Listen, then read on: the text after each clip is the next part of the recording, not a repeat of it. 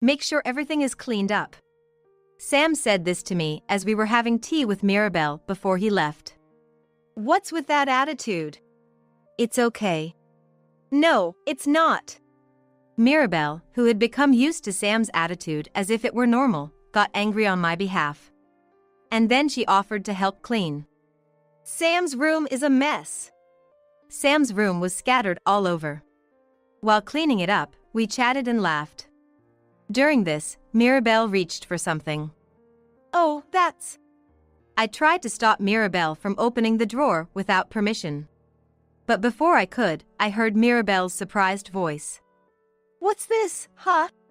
Oh. What happened? No way. I was speechless when I saw the photo in Mirabelle's hand. A happy family photo and a completed divorce application. It was then that I finally woke up. Mirabelle, will you help me?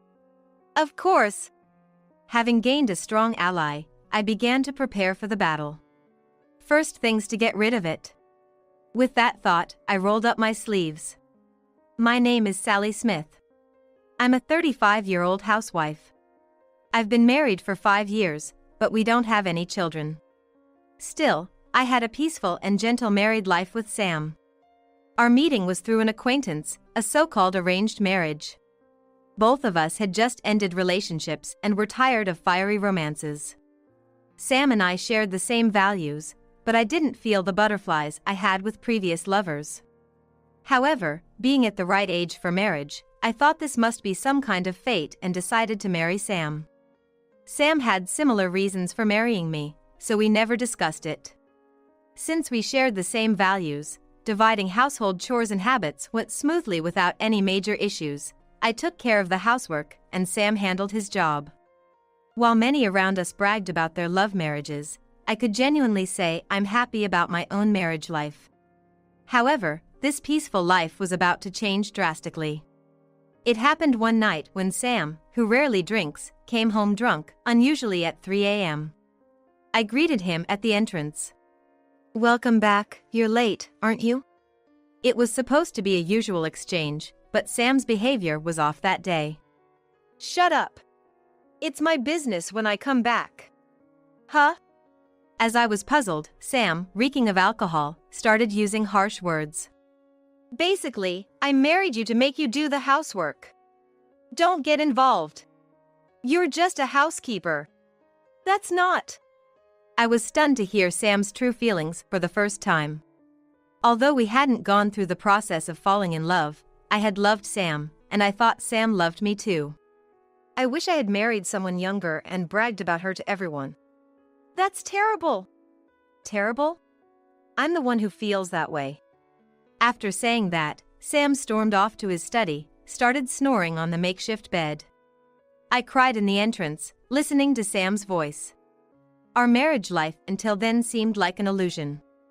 It was going to get harder from now on. Yet, when Sam woke up the next morning, he was his usual self. Good morning.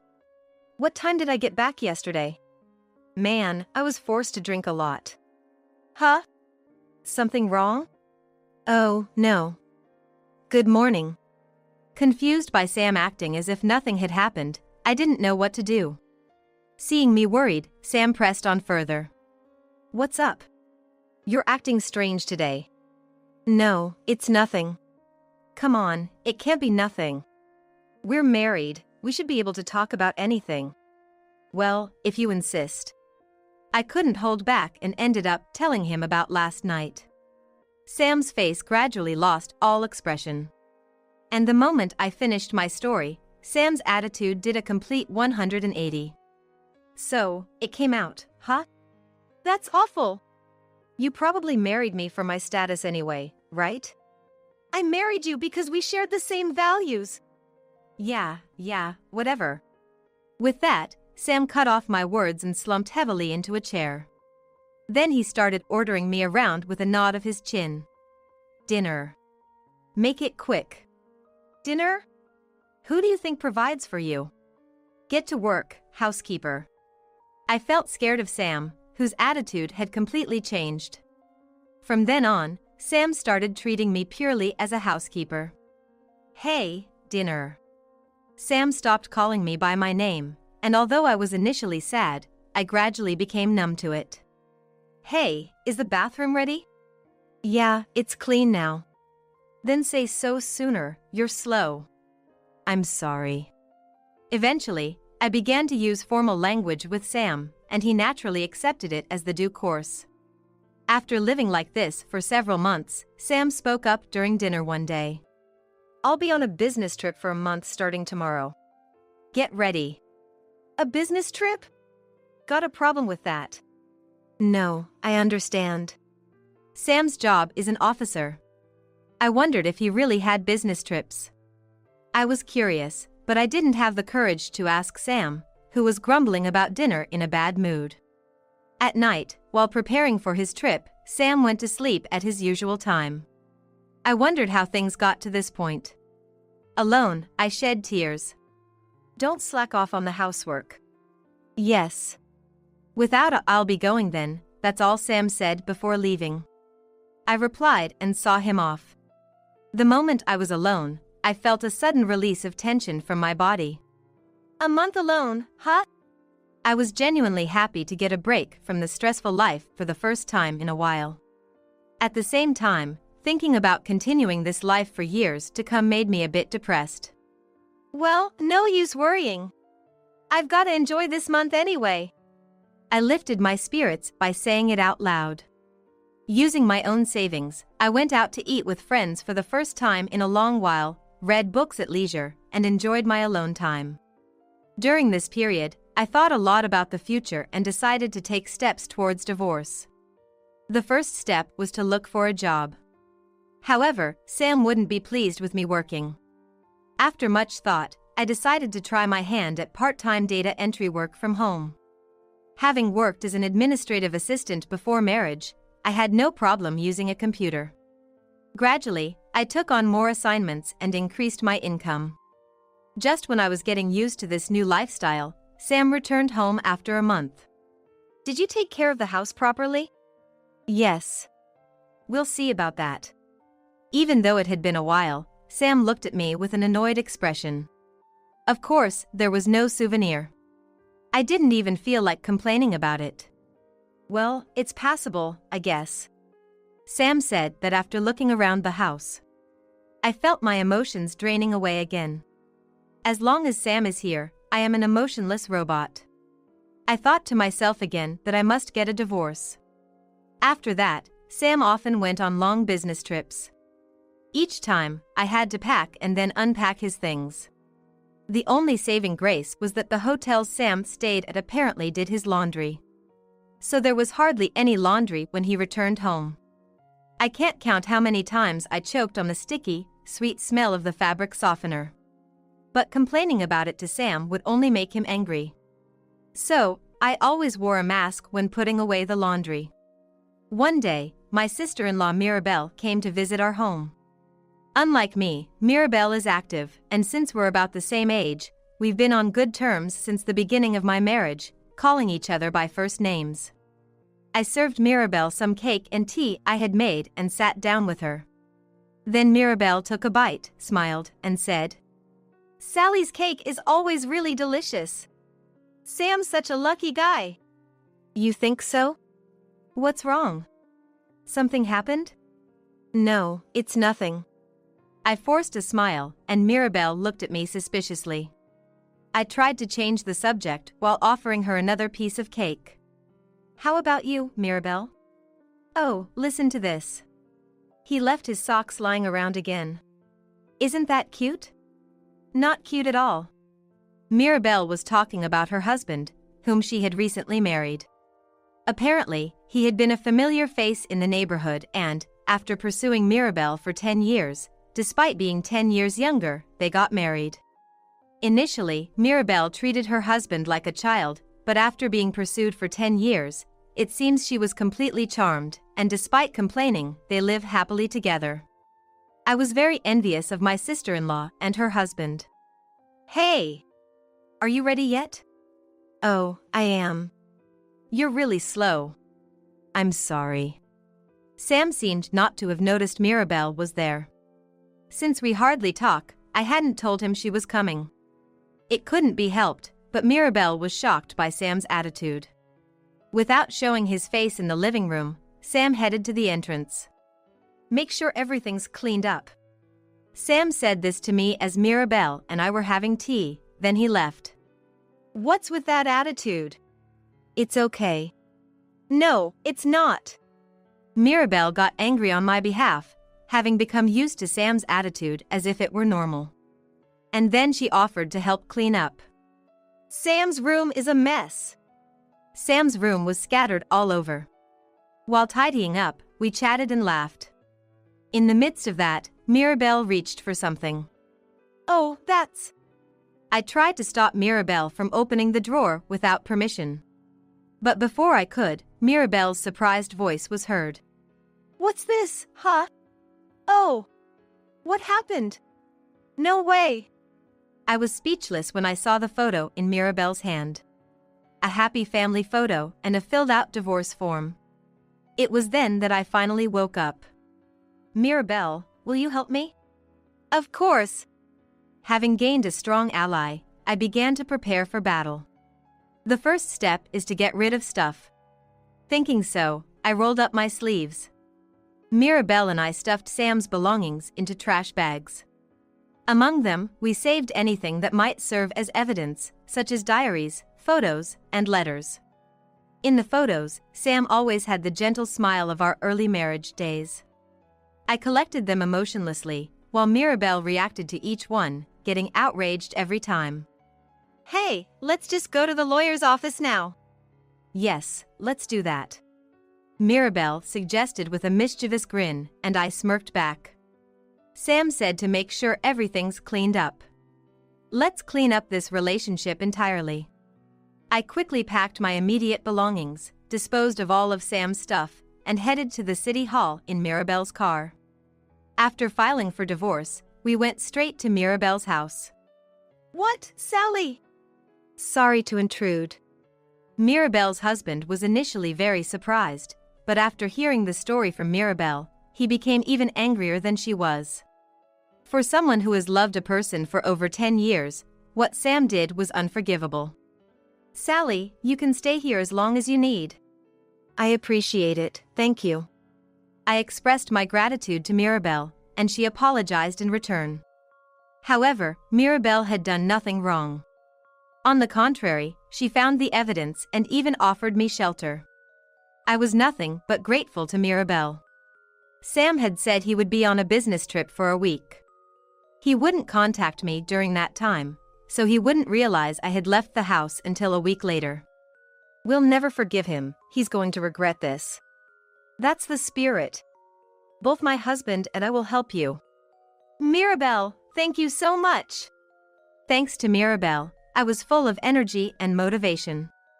That night I slept soundly, and the next day I began talking with a lawyer. At the same time, I was also searching for a place to live, and one of Mirabel's acquaintances offered me a room at a very affordable rate. Gratefully, I decided to make that room my base. "Let's work hard together." "Yes. Thank you very much." The lawyer's name was Turner, and he was a very refreshing man. Honestly, at first, I was disappointed, thinking he might be another miss, but appearances can be deceiving. He efficiently handled everything from fact-checking to forecasting and made everything I requested possible. I discussed it with Turner and sent a certified letter to Sam. And I left Sam's copy on the living room table. Sam called me 3 days later. "Hey! What the hell is this?" As soon as I answered the phone, I could hear Sam's angry voice. I responded calmly. "As it's written." "What? This is ridiculous." Sam complained to me in frustration. And continued his rant. "Hey, whose money did you use for this?" "Mine." "What? It's the money I earned, right?" "No, it's mine." While it's true that Sam provided for the living expenses, my income had already become sufficient enough to cover my own living expenses by then. Therefore, the lawyer's fees this time were entirely covered with my own money, including my original savings. But no matter how much I explained, Sam refused to believe it. Seriously. You're just a useless woman anyway. Just do the housework quietly, and I'll provide for you, so hurry up and come back. To be looked down upon to this extent. Rage bubbled up from the depths of my stomach. I unleashed all of it on Sam. It's you who can't live without me, isn't it? I have my own income sufficient for living. You are unnecessary in my life. Hey! The moment Sam tried to retaliate, the doorbell rang on the other end of the phone. I couldn't help but smile upon hearing it. Look, someone's there. Who's this at such a time? Mom, Dad. I almost laughed at the predictable turn of events. But I held it in and spoke to the other side of the phone. Perfect timing. Sally, thanks for letting us know. We'll give this foolish son a good talking to. Thank you very much. I expressed my gratitude and hung up the phone. My in-laws were both former teachers, very strict about discipline. They were strict with themselves and even stricter with others. Sam had always said he was scared of his parents, but to me, they were wonderful in-laws. There was no way such in-laws would forgive Sam's infidelity. A few hours later, Mirabelle received a message from her father-in-law that they had given Sam a thorough scolding and wanted to arrange a meeting to discuss things. We'll be there with you. Mirabelle, really, thank you. I contacted my own parents and set a date for the meeting. My parents cried when they heard about everything, making me feel somewhat guilty. Mom, I'm sorry for all this. What are you saying? Your happiness is the most important thing. Let's cut this bad tie quickly for now. Right, we'll have to cut bad ties soon. I might join you. My mother said, causing a panic in my father's voice over the phone. I chuckled, playing along with my mother's mischief. My parents had an arranged marriage, but they get along so well that everyone around them is envious. My positive view of arranged marriages comes from watching them. The thought of them getting divorced is as likely as the world turning upside down. Mom, try not to tease Dad too much, okay? Looking forward to the meeting. Right, Dad's a bit of a crybaby. Leave the discussion to us. I could already hear my dad's nearly crying voice over the phone, which painted a heartwarming picture in my mind. After some more small talk with my mom, I hung up. On the day of the meeting. Since we were a large group, I decided to hold it at our house. That day, myself, the lawyer, Mirabelle and her husband, our parents, and the in-laws, a total of 8 people, gathered in front of the house. Entering the house, we were shocked. What is this? It's filthy. Ugh, it looks like my brother's room from back in the day. My in-laws were appalled at the mess. Sam was never great at tidying up, but he wasn't this bad. According to Mirabelle, that's because he hid his true nature at first and then dumped everything on me later on. Sam was sitting at the living room table, zoning out. When he noticed us, he started to cry and tried to cling to me, which my father-in-law stopped. Sam then began to yell. Come back, Sally! Without you, Watching Sam pathetically cry, I felt nothing. Realizing I no longer loved Sam, I just smiled down at him. What are you laughing at? See, all this mess is your fault. Where have you been slacking off?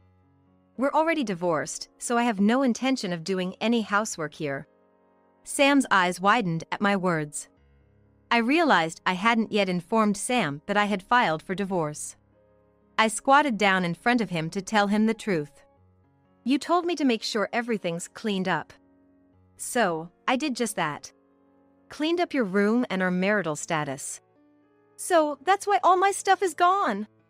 Sam said, looking shocked. I smiled sweetly and nodded. Sam's face turned red with anger in an instant. Don't joke with me. Who do you think has been providing for you all this time? That would be you. I'm grateful for it. You repay kindness with betrayal. Oh? I thought I was paying my dues with housework.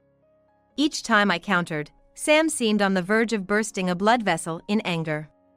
And then, as Sam raised his hand to strike. It wasn't me who flew but Sam. Huh? Sam, holding his pained cheek, looked stunned.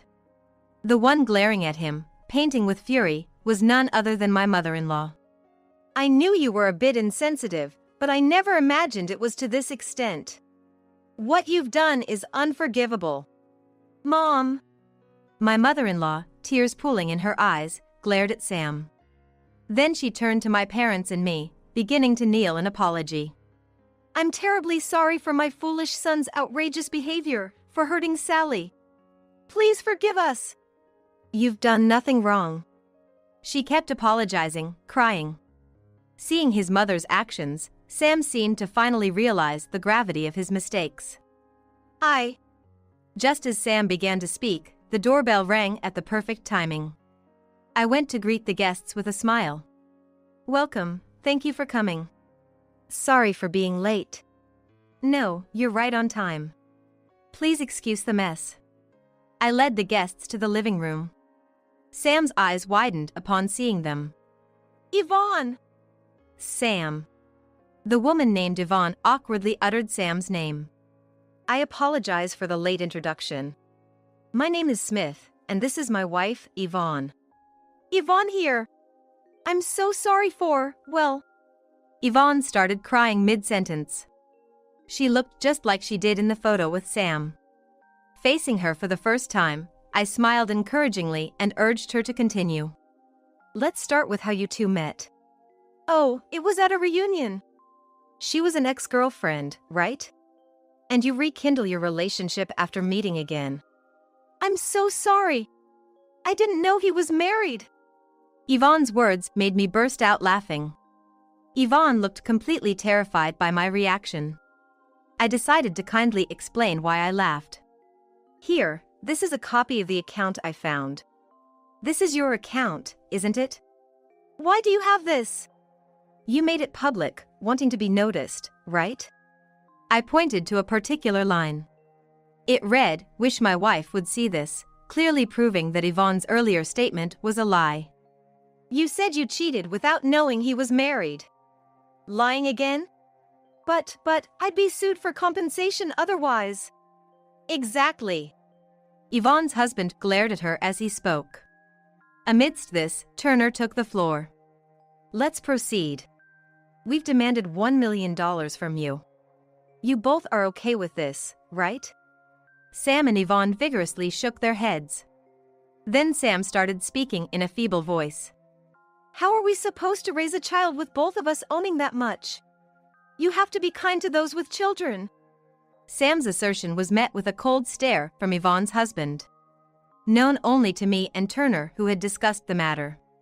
How dare you say something so insincere? What do you mean? Yvonne attempted to hide the truth even now. My mother-in-law hit the nail on the head as she looked straight at Yvonne.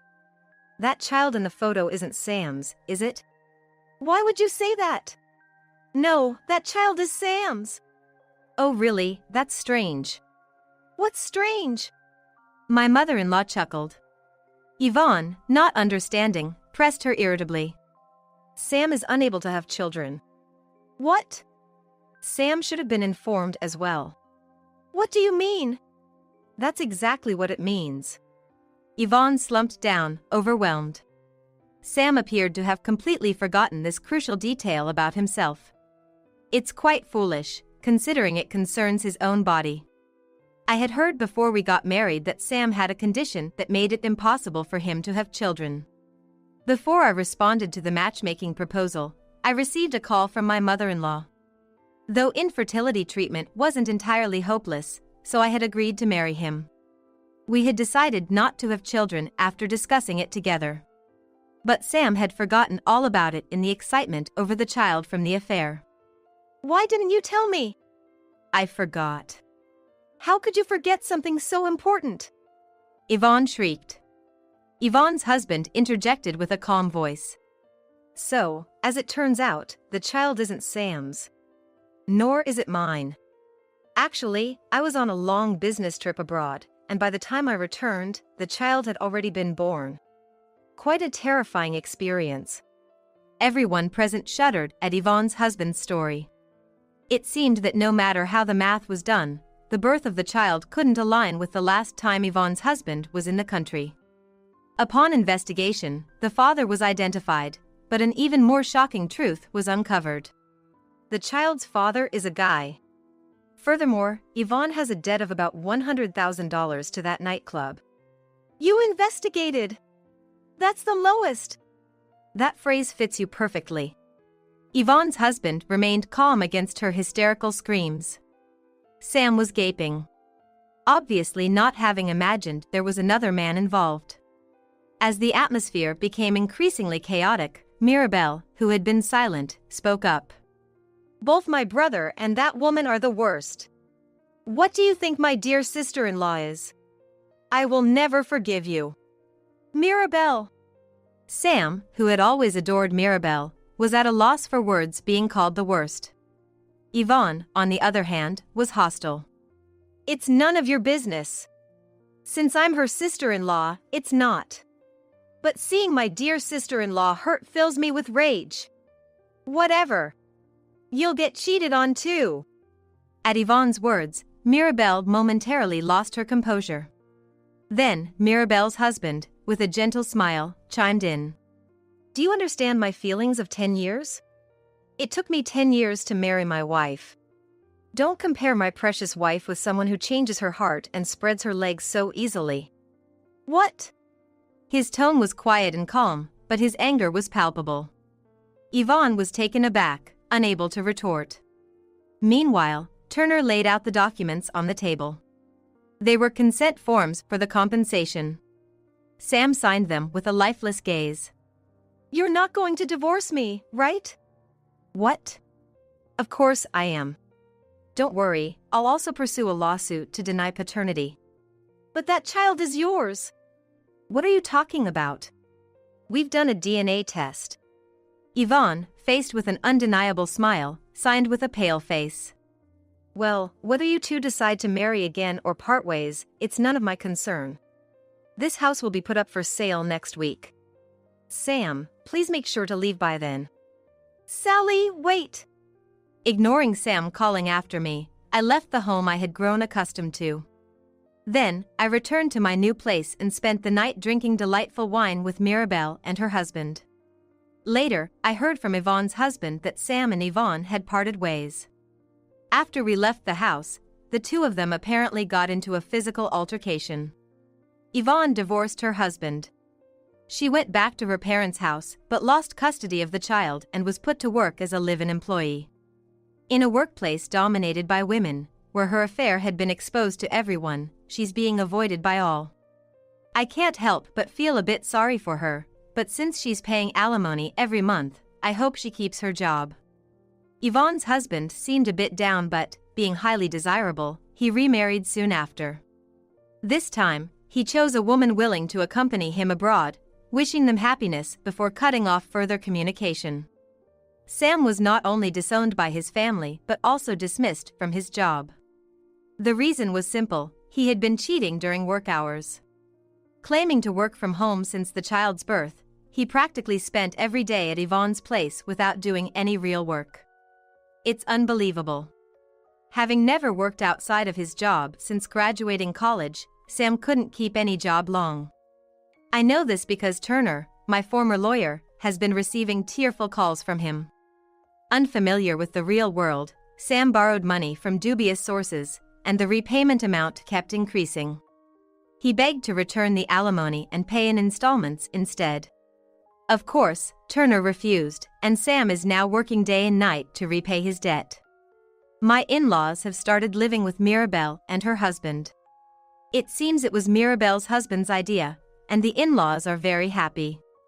They live close to my house in a two-family home they brought to accommodate all four of them. I'm invited for dinner about once a week, and Mirabelle and I often go out together, maintaining a very good relationship. They initially felt guilty towards me, but I love them dearly and have assured them they're not to blame, bringing us closer than ever. Especially with my mother-in-law, who shares my interest in tea, we often go out for lunch together. Mirabelle and my mother-in-law playfully compete for my attention, which has become a regular occurrence. By the way, I recently remarried. My partner is Turner, who was my lawyer. After the case was closed, we kept in touch, and eventually, Turner asked me out. Since I had no negative feelings towards him, I agreed to date him. We got married a month ago, on our 3rd anniversary. As it turns out, I'm also pregnant and expecting to become a mother next year. Miraculously, Mirabelle is pregnant at the same time, and we're looking forward to being mom friends. Which one is it? A boy. What about Mirabelle? I'm having a girl. Maybe they'll get married in the future. Who knows? After our checkups, Mirabelle and I had such conversations on our way home from the gynecologist. At home, our anxious husbands were waiting for us. Mirabelle and I laughed together at the sight of them. Surrounded by my worrisome husband and a trustworthy friend, I feel very happy. Oh, it moved. Let me feel. It's not moving now. Hey, why are you laughing? I didn't. I wish for these peaceful days to last forever. With only 3 months left until childbirth, I'm eagerly looking forward to meeting our child. One day, Tom was in an accident and fell into a coma. As usual, when I went to visit, Yasmin, who claimed to be Tom's mistress, appeared and said, "I was given this letter by your daughter, Sophia. She asked me to read it in secret from Tom." Reading the letter made me pale. At the same time, I remembered all the terrible things Tom had done and said to me in the past. People who can afford to should pay. Can we please stop with the weird tradition that men should work like in the old days? Looking back, I wonder if Tom was always after my money. After looking back and forth between the sleeping Tom and Yasmin several times, I sighed and asked, "So, what do you want me to do?" Without hesitation, Yasmin answered, "Please divorce Tom." She seemed serious. I still don't understand what she's thinking, but I'm sure she's sincere about wanting a divorce. I spoke to Tom with a voice colder than ice. "Wake up. My name is Lily. I'm an office worker at a company in New York. I just turned 50 the other day, and my husband, Tom, is a year younger at 49. Our daughter, Sophia, just graduated from college a few months ago, became a working adult, and moved out, making our home much quieter than before. We got married over 20 years ago. Tom and I found common ground in music, hit it off from there, and started going out together. Half a year after we started dating, Tom suddenly said he wanted to quit his job. He had been on bad terms with his coworkers for a while and said it was mentally exhausting, so he wanted to find a job that suited him better. I empathized with Tom and supported his decision. When Tom found a new job and our lives stabilized, we decided it was time to get married. After 1.5 years of dating and 6 months of living together, 2 years in total, I thought I knew Tom well, but I never imagined what would come later. "Sorry, Lily. I've been a burden on you," Tom said, clasping his hands in front of me. We moved to a new house after getting married, but just before moving, Tom revealed he didn't have the financial ability to pay the rent. "It's okay, it's just this once. We're married now, so we should help each other out from here on." I said it calmly to avoid any conflict, but inside, I was irritated. This should have been obvious before signing the lease. Yet, Tom relied on my income and kept silent until the last minute. As a compromise, we decided to each put $1,000 into savings every month and live off the rest. However, Tom frowned at this suggestion, saying, "I just changed jobs and don't have the extra money to save. $1,000 a month. It's not impossible, but my company doesn't offer many allowances, and it's mostly out of pocket. Maybe we can wait until things settle down?" I was speechless. These issues were hidden or intentionally obscured when we were living together. Seeing Tom's irresponsible nature firsthand made me want to sigh. "All right, then the car we were planning to buy, let's wait until your income stabilizes before you buy it." "Sure." So far, so good. I thought that in about 6 months, Tom would get used to his job and start to think about our household more. But even after 3 months, and then 6, Tom kept saying he wasn't ready because he hadn't adjusted to his job or wanted to think more about the car. His salary was low because he was a new employee, and he complained about his low take-home pay even with overtime. Yet, he often worked overtime almost every night, and when a new game came out, he didn't hesitate to spend nearly $2,000 on the game and the console. While claiming to be short on money, Tom's lavish spending raised my suspicions. When I confronted him, he said, "I believe investing in oneself is important. No matter how tough times are, not forgetting to reward myself is what made me who I am today." And with that, the conversation ended. Days like this continued, and a few months after our marriage, I felt ill at work and was told by my boss to go home early for my health. As I was about to park my car, I noticed an unfamiliar car in our parking spot. Wondering what to do, I contacted the property manager, and after checking the surveillance footage, it was clear the car belonged to a woman in her mid-20s. It seemed someone had invited her over and decided to save on visitor parking fees by using the open spot. For now, the manager unlocked an extra space for visitors, so I parked there and went home. As I fumbled with my keys at the door, I heard some noises inside. Tom was supposed to be at work, so could it be a burglar? But then, the door opened, and Tom came out. "Hey, Lily.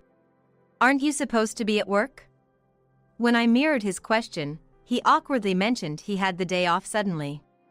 Feeling unwell, I simply responded, "Oh, I see," and didn't press any further. Looking back, had I confronted Tom about my suspicions then, maybe things wouldn't have come to this. After explaining why I came home early, Tom hurriedly ushered me to the bedroom. Mentioning the unknown car in our parking spot, I told him my car was now in the manager's reserved space. Tom said he'd move it later and left the room. Resting idly, it wasn't long before I heard Tom leave and return, cheerfully announcing, "I moved the car back for you." I was momentarily puzzled but just thanked him for now. That night, I went to bed without doing much else. Surprisingly, Tom had taken care of some household chores that day. From that day on, Tom didn't do anything particularly strange, and as normal days continued, I completely forgot about the possibility of him having an affair. After our daughter, Sophia, was born and we were caught up in raising her, before I knew it, she had come of age, and I felt a weight lift off my shoulders as parenting duties eased. I'm still at the same job. Meanwhile, Tom has changed jobs several times since then, always using the transition as an excuse for not contributing much to our living expenses. "Come on, enough already. If you don't pitch in for the living expenses, it's tough on me too." But my words never seemed to reach Tom. "What? Are you saying I'm a failure? Lily, I didn't think you were such a cold-hearted person." Our arguments became more frequent, and I was emotionally drained. Still, having our lovely daughter Sophia around helped me muster the strength to carry on.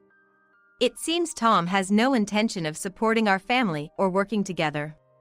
Realizing he'll never change, I thought it might be better if I just became the breadwinner.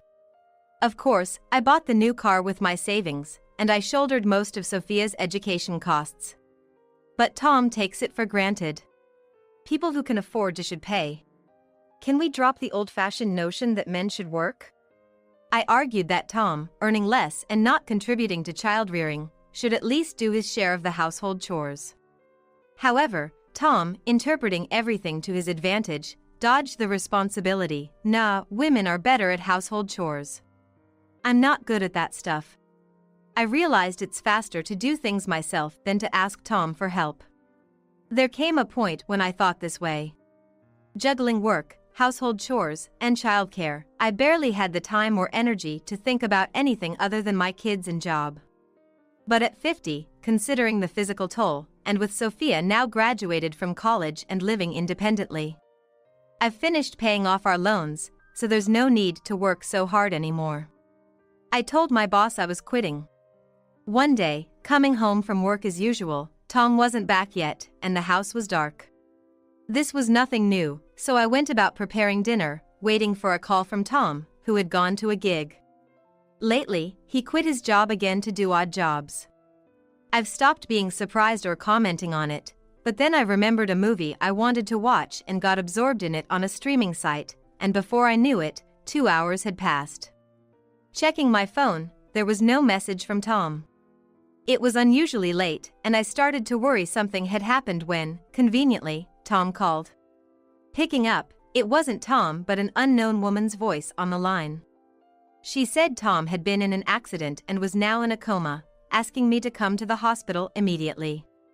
The caller identified herself as a nurse, and when I arrived at the hospital, there was Tom, unconscious on the bed. Just when parenting had finally settled down, Tom was involved in a tragic accident, and I felt plunged into deep despair. Ever since, I've been visiting Tom in the hospital whenever I could find the time. Though I had told my boss I was quitting, leaving immediately wasn't an option. The earliest I could leave was next month, and there was still a lot of handover work to do. I had informed Sophia that her father was in a coma after an accident.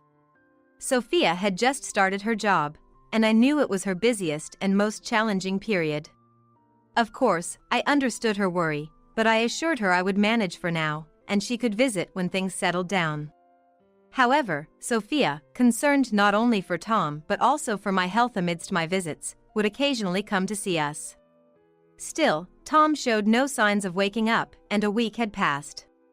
I kept talking to Tom, hoping for any sign of recovery. According to the senior nurse, who appeared to be about my age, recovery from his condition was highly unlikely. When I heard this, I felt despair. The young doctor, who claimed to be in charge of Tom, hadn't said much about his condition, leaving most of the talking to the head nurse, which I found slightly concerning. But I knew nothing about the medical world, and it wasn't my place to question the professionals. I forced myself to swallow my doubts. Tom remained unresponsive. I knew that talking to him wouldn't necessarily make a difference, but I couldn't help wishing for him to wake up. Though Tom hadn't been much involved in housework or childcare, it was only natural for me to worry. After all, we had shared our lives together. Please, come back to me. As I whispered this, holding Tom's hand, there was a knock at the door. Responding, a young woman I didn't recognize entered and started to look uneasy. Wondering who she could be, she hesitated, struggling to find words. After a few minutes of silence, she finally spoke up. I was asked to deliver this letter by your daughter, Sophia. She wanted you to read it in secret from Tom. Shocked, I watched as the woman, introducing herself as Yasmin. Nice to meet you, I'm Yasmin. And slowly handed me the letter. I was puzzled why Sophia's name came up and why Yasmin had such a letter. And why did Yasmin know Tom, especially suggesting to read it in secret? Many questions began to flood my mind, but I took a deep breath to stay calm. Given Tom's coma, I figured it was okay to read the letter here. And as I unfolded it, I hastily began to undress Tom after finishing the short message. The shocking reality before me left me speechless and in despair. What is the meaning of this? At that moment, I thought I saw Tom's eyelids move slightly. Turning slowly towards Yasmin. Her expression was unreadable. Who exactly are you? I asked cautiously, to which Yasmin replied with an apologetic look. I'm Sophia's friend from high school. With everything happening so suddenly, it was hard to process, but Yasmin did indeed appear to be around Sophia's age. Pressing her about her relationship with Tom, she claimed to be his mistress. I've been struggling with when to tell you. But knowing you were in the picture, I thought I had no chance. Yet, I didn't want to live with regrets, so I came to tell you. I looked to the heavens. Overwhelmed by the bizarre situation of my daughter's friend revealing an affair with my husband, and herself bringing a letter from Sophia. After glancing between Tom and Yasmin several times, I sighed and asked, "So, what do you want from me?" Without hesitation, Yasmin answered, "Please, divorce Tom." She seemed serious. While I couldn't understand her reasoning, I was sure she genuinely wanted the divorce. There were so many things I wanted to confront her about, but first, I needed to deal with Tom's situation. With a cold voice, I told Tom, "Wake up." Tom remained unresponsive. But it was clear that this was nothing but an act. Never could I have imagined things turning out this way. Enough already. Losing my patience, I reached for Tom's neck as he lay pretending to be asleep, and he immediately jumped up. Damn, that's cold. Tom's loud voice filled the private room, creating an indescribable atmosphere. Oh, so you could recover from your coma easily. Maybe I should have tried this from the start, huh? I asked without changing my expression, and Tom awkwardly looked away. Usually bothered by my cold hands, I never thought they'd come in handy like this. As you can see, Tom was never really in a coma. If he were truly comatose, a slightly chilly touch wouldn't have him waking up like this. We were told he fell into a coma due to injuries sustained in an accident, including abdominal damage and brain trauma, but Sophia's letter said otherwise. There wasn't any accident, let alone injuries or damage. Mom, something's definitely wrong here. So, I boldly decided to lift his shirt to check for any abdominal injuries first. But there was no bandage, just his unmarred side. So, the only thing here is that impressive belly fat, huh? I joked, and Tom's face turned red as he trembled. That means the bandages on his head, the IVs, everything was a lie to create the illusion that Tom was injured and in a coma. It means the hospital was in on it. Now that he was awake, there was no turning back for Tom, and I pressed on. Explain everything from the start. And that includes your affair with Yasmin, spill it all. What are you planning here? What's your relationship with the hospital? Answer me. As I confronted Tom, he murmured resignedly. I wanted a divorce. That's why. That's why? You concocted this ridiculous plan and dragged so many people into it just for that? Well, overwhelmed by my questioning, Tom shrank back and fell silent. If only he had told me straightforwardly. Now that Sophia is an adult and living independently, there's no need to hesitate over finances or child-rearing concerns about divorce. Gray divorces are common enough. If he was so unhappy with our marriage, he could have just said so. But he couldn't, could he? You thought if you brought up divorce directly, I'd demand alimony, knowing about your affair. So, you pretended to be in a care-needing state, hoping I'd choose to leave on my own, right? Tom nodded silently. Such a roundabout and bold strategy made me sigh. Though I had suspected Tom might be cheating recently, now that child-rearing is over. I belong with Yasmin. Sophia was an accident, but of course, she's my child, so I thought I'd endure until she was independent. But I've reached my limit. I didn't want to live with an old lady like you anymore. His blunt words made me dizzy, but I knew I couldn't show weakness. Does Yasmin agree?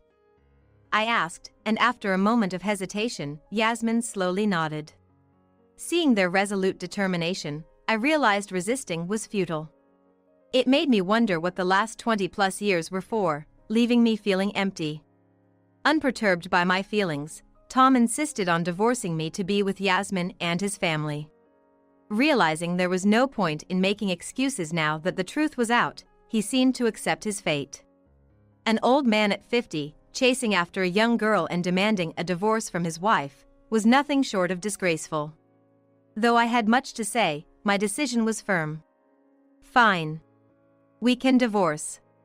At that, Tom's face brightened with a nod, while Yasmin looked uncomfortable, seemingly with more to say.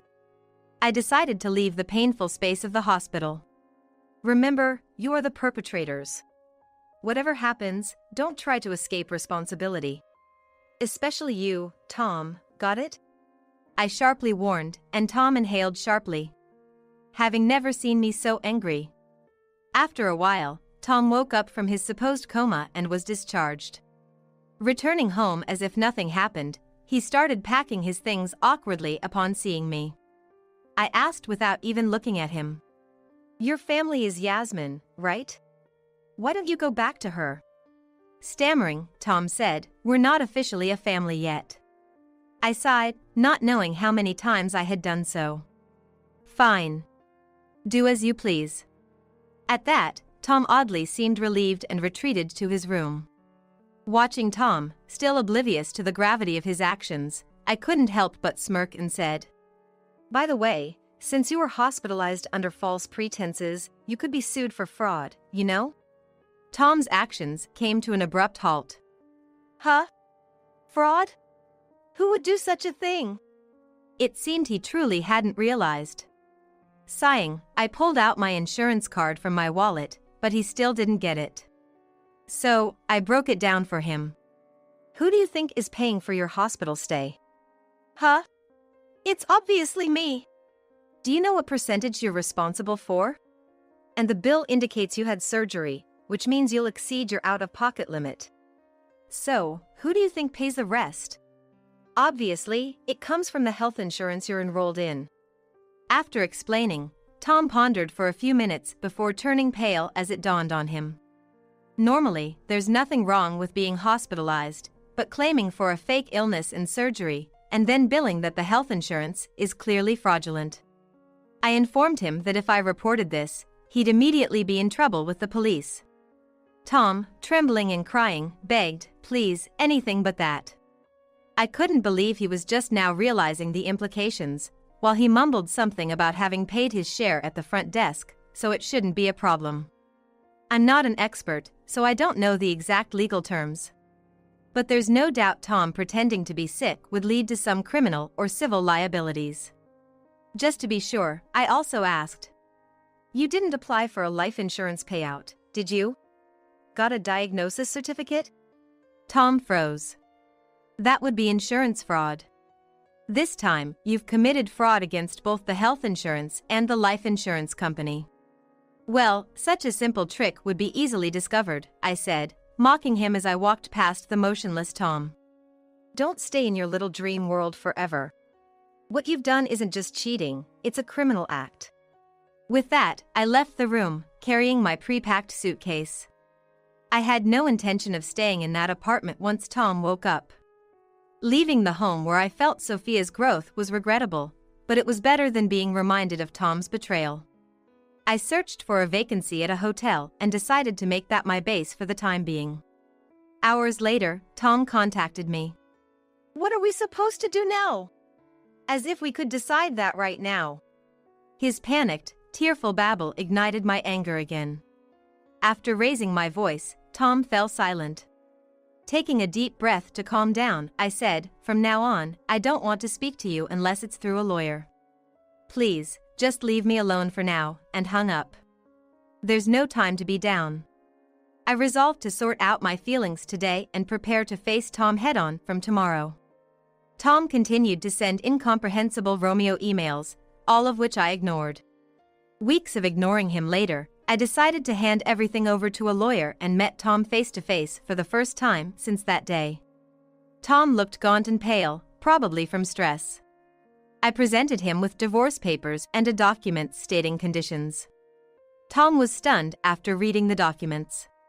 "You want me to pay everything in one go? That's unreasonable. Yasmin knew she was married and still, she had an affair with me. Obviously, she should pay for the sin." What do you think of Yasmin? If you love her, just accept the condition and pay for your sin. Unable to argue, Tom just sulked in silence. It was absurd for him, the cheater, to lash out at me, but I remained composed. Claiming, "This is extortion. Your lawyer is too aggressive." Seeing my lawyer bewildered, I couldn't help but smile wryly. At the same time, Tom's words "just an affair" were unbelievable. In front of Tom, I slammed down photos proving his infidelity. Suddenly, Tom's movements halted, and his eyes slowly turned towards me. The flow of conversation had clearly shifted, and Tom wore an expression of disturbance like never before. "How did you get this? Lily, how much do you know?" What I had presented was a photo of Tom, another woman, and Yasmin, all together. "That day I left work early. You've been cheating with the woman who parked her car in our spot, haven't you?" I was curious. "After I came back, I heard you immediately moved the car back. Why were you able to move the car right away? Was it because your lover was actually at our house, and you sent her away as soon as I returned? It's not as simple as that, is it?" I said, and Tom remained silent, as if I had hit the mark. I hadn't thought much of it at the time because I was feverish, but upon reflection, there were many suspicious points. "Tom, you were off work, the woman parked in our spot, and you were enjoying your affair at home until I came back unexpectedly, right? You pretended to be concerned, pushed me into the bedroom during that brief moment, and managed to let her leave and move her car. And all this while, you were playing the family man with me and Sophia, while secretly building another family with Yasmin and her folks. You're the worst, you know. As I sharply put it, tears welled up in Tom's eyes, but he managed to speak. I didn't mean for things to turn out this way. If you can't take full responsibility, then don't have children. I'm sorry. Tom had been cheating for over 20 years. Throughout that time, Tom rarely contributed to the household financially, and of course, he didn't do chores either. Though he did act like a father during school events, and never disappeared on weekends suddenly. After the day I left work early, Tom hadn't shown any suspicious behavior, so I thought the cheating had stopped, but I was completely mistaken. I heard it from Yasmin herself. You lied about being her lover in front of me, trying to break you two apart on your real lovers, your real affair partner's command. Tom, trembling and clenching his teeth, could only stutter meaningless words. Thinking it was time to give him a push, I continued. Never would I have thought you've been leading a double life for over 20 years. Constantly changing jobs was just an excuse to hide your income. You were actually giving money to Yasmin and her family, leaving nothing for us. Unbelievable. To think my own husband could be such a despicable person. You and that woman, Kelly, were behind everything. Suddenly, Tom stood up, then began to prostrate himself on the ground. Kelly was the head nurse who had informed me about Tom's condition. Back then, she was just a regular nurse without a boyfriend.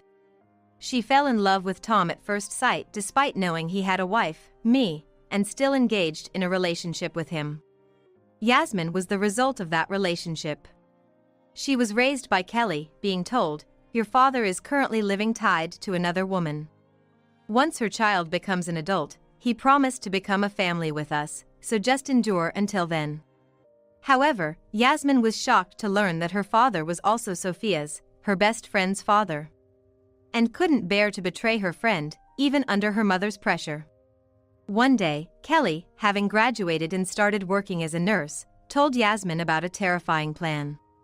To get your father back, we'll make it seem like he's been in an accident and hospitalized. You, pretending to be transporting a patient, will sneak him into a private room. I've paid off the administrative staff and a trainee doctor. Then, pose as his lover and drive that vixen away. Once she finds out her husband is cheating with a woman her daughter's age, she'll back off. Despite following Kelly's orders, Yasmin also contacted Sophia, who, as it turned out, was a police officer. Though it was outside her jurisdiction, Sophia noticed something odd about her father's accident and started investigating on her own until she uncovered the truth. There was no accident involving my father, yet he's hospitalized. Yasmin, do you know something? Why is my father in your hospital? Unable to bear it anymore, Yasmin confessed everything, overwhelmed by the betrayal towards her best friend. Sophia, upon learning the truth, reprimanded Yasmin but calmly assessed that the root of all evil was Kelly and Tom. She immediately wanted to inform me, but at that moment, Yasmin said, "I want to take responsibility for my actions." With Kelly keeping a close watch in the hospital, speaking carelessly wasn't an option. Therefore, they concocted a bizarre scenario where Yasmin, posing as a lover, delivered a letter from Sophia to me. Naturally, I found this situation suspicious and cleverly used a detective to uncover the truth. Yasmin, unable to come forward herself, hoped I would notice and did her best to send an awkward SOS. Tom, oblivious to everything, thought all this was part of Kelly's plan, rejoicing at the thought of becoming a real family with Yasmin and her. Understanding he treated Yasmin not merely as a lover but spoke of becoming a family, I felt satisfied. After sharing everything I knew with Tom, he finally looked up. But his face was expressionless, staring blankly. Overwhelmed by betrayal and loss, especially from Yasmin, whom he thought he would finally live with, he agreed to my terms without resistance. Later, I received an angry call from Kelly. "You seduced my daughter. We were so close, and you've ruined everything. It's all because you interfered with the plans for Tom and me. Her misplaced anger brought me to my limit. You have no right to complain, being a criminal who engaged in a relationship and even had a child knowing there was another partner involved. Kelly, called out as a criminal, got angry. But she seemed to realize there was no way out and appeared to be making a last-ditch effort. I calmly told her, "Once things settle down with Tom, Yasmin and I will go to the police station and explain everything." Kelly panicked. "What? No way! Stop it! What am I supposed to do then? Yasmin said she's cutting ties with me, and I'll end up in prison." Well, good. Go to prison and atone for your crimes. No, please. As a mother of a daughter the same age, I was embarrassed for Kelly. I felt sorry for Yasmin, but I knew there was no need to worry about her anymore. After the divorce was finalized, I accompanied Yasmin, who decided to turn herself in, to the police station. Just before entering, Yasmin turned to me and said, "The first day we met, I truly thought it was best for him and you, Lily, to part ways. Sophia told me how wonderful and strong a mother you were. That's why I genuinely wanted you two to divorce. A cheater like him doesn't deserve you." Gone was the frightened look of our first encounter, replaced by a face free of burdens. Later on, Tom and I finalized our divorce. My in-laws had already been informed, so they knew Tom had no money and covered the costs, ensuring we wouldn't be bothered any further. Now at 50, Tom is embarrassed to rely on his 70-something parents, facing scorn from neighbors and desperately job hunting.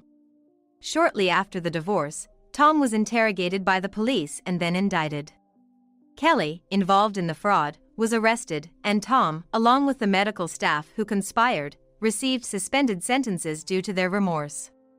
Of course, the hospital is suing them for damages, and they face a hellish future. Kelly, the mastermind behind the elaborate fraud who dragged others into her scheme, received a prison sentence. Yasmin, though detained for her role in the fraud, received a suspended sentence due to her remorse, cooperation with the investigation, and the pressure from her mother. She disappeared. But I believe she's starting anew, given her relieved expression the last time we met. Sophia, as a police officer and former best friend, found it hard to forgive Yasmin but still hoped for her rehabilitation. Now, I can finally live a peaceful life. Sophia has made a name for herself as a police officer, fulfilling her dream of joining the detective division in her late 20s. She started dating a colleague from the detective division and married 5 years later. Now focused on parenting, Sophia has no regrets about resigning, wanting to raise her child with love, just like I did. I look forward to quietly supporting my daughter's family and watching my grandchildren grow. Don't act like a mother when you've failed to get into medical school. A failure is a disgrace, so get out. She was never such a cruel child before. Since entering middle school, Mia seems to be going in a strange direction. It's certainly good to focus on studies and improve grades.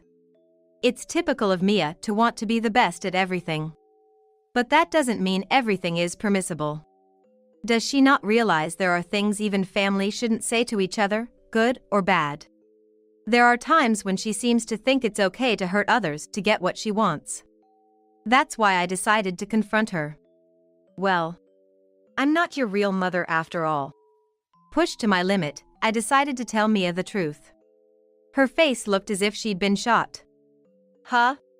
Mia might be confused, but I think it's time she knew the truth. It seems she's been captivated by the allure of money and fame, ignoring what's truly important.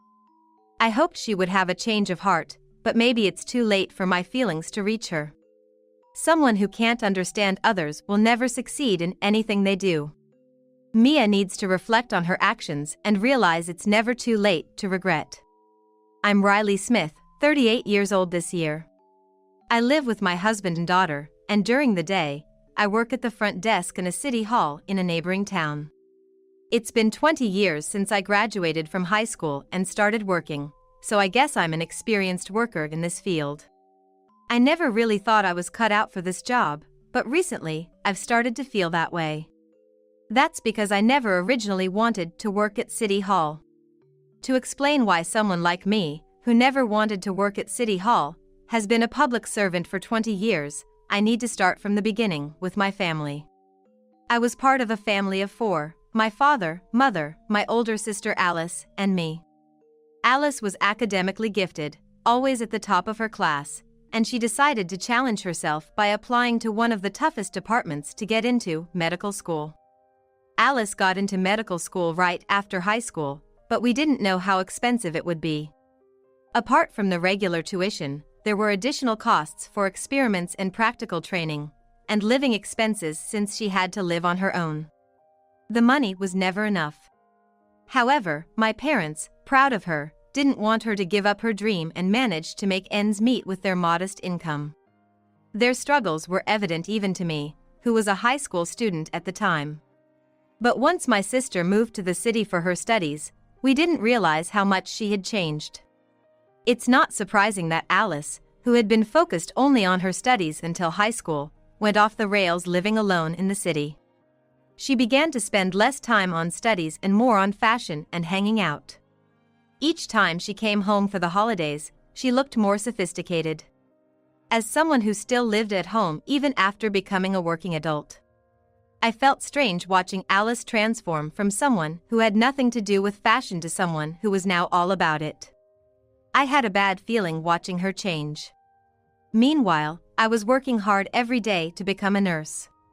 I had a strong desire to be like the nurse who was very kind to me when I was hospitalized. One day, when Alice was home, I opened up to her about my aspirations. But Alice just laughed at me. "What, Riley? You want to be a nurse?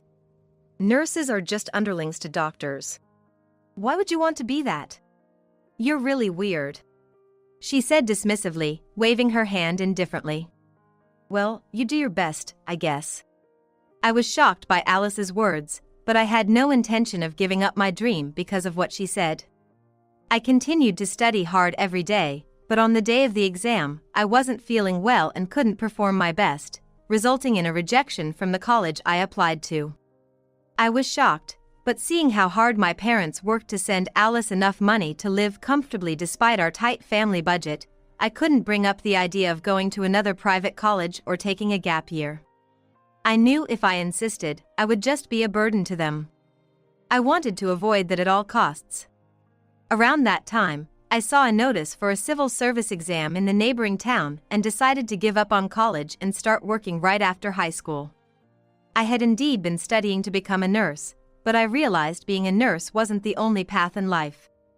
Besides, a government job meant I wouldn't suddenly lose my income due to bankruptcy or layoffs.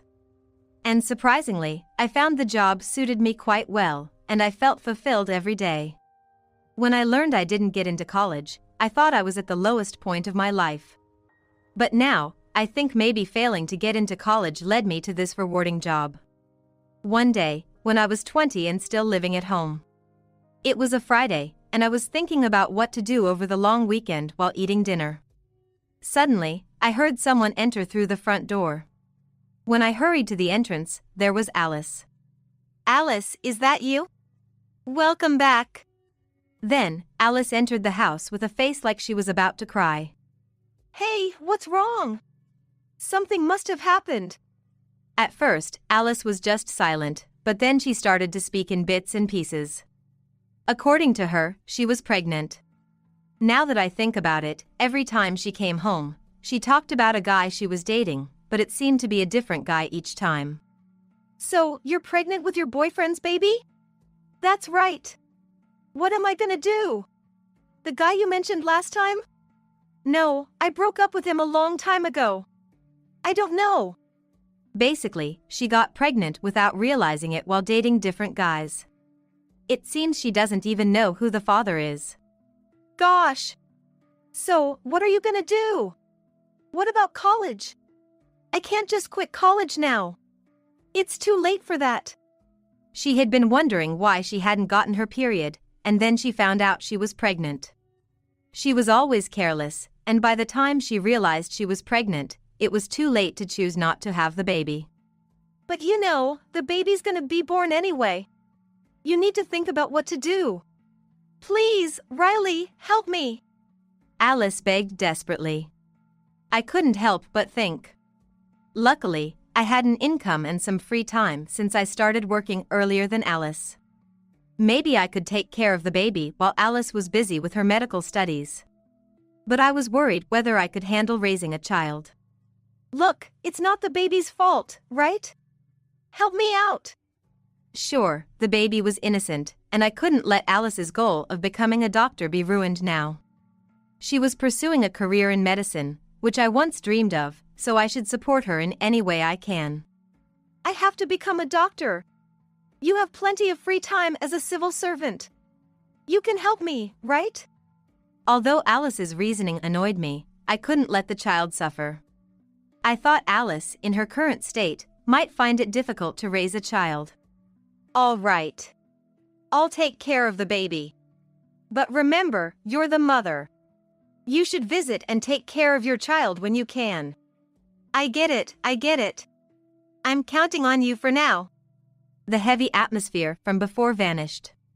She looked relieved, as if a weight had been lifted off her shoulders. I thought she was being selfish, but at that time, this was the only thing I could do. Alice named her daughter Mia and left her in my care. Take good care of Mia for me. I'll come to check on her later. Alice said, but she never came to see Mia. I tried to contact her occasionally, but never got a reply. At this rate, Mia wouldn't even know who her real mother is. So, I decided to treat Mia as my own daughter. She is Alice's child, but she's so adorable that I couldn't love her more if she were my own. I resolved to give her all the love Alice couldn't.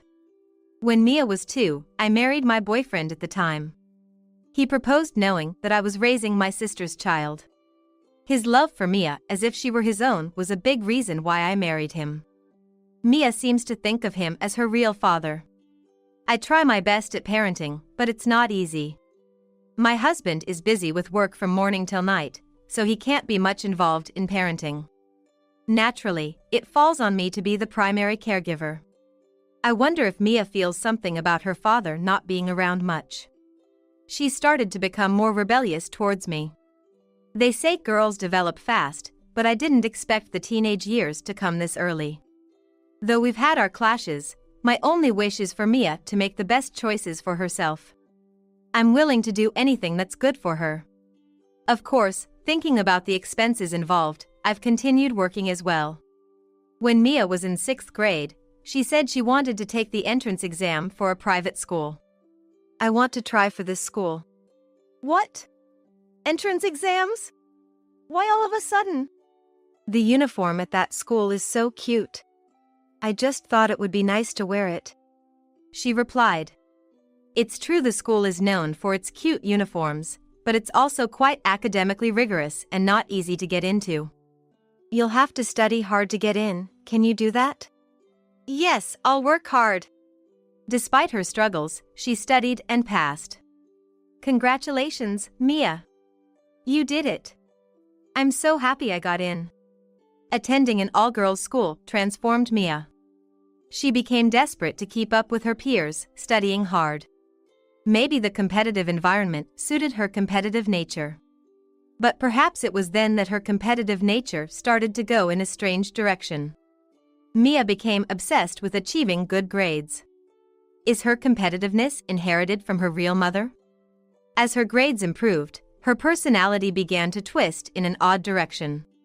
I just can't believe people who don't study and just laze around. It's like they have no value in living. Hold on, Mia. Life has many aspects, and people have their strengths and weaknesses. You can't just say someone has no value in living based on one aspect. That's what you say because you're soft. To study well, to be at the top, to go to a good college and make money. What's wrong with that? What's gotten into you lately? Being good at studying doesn't make someone better than others. I said.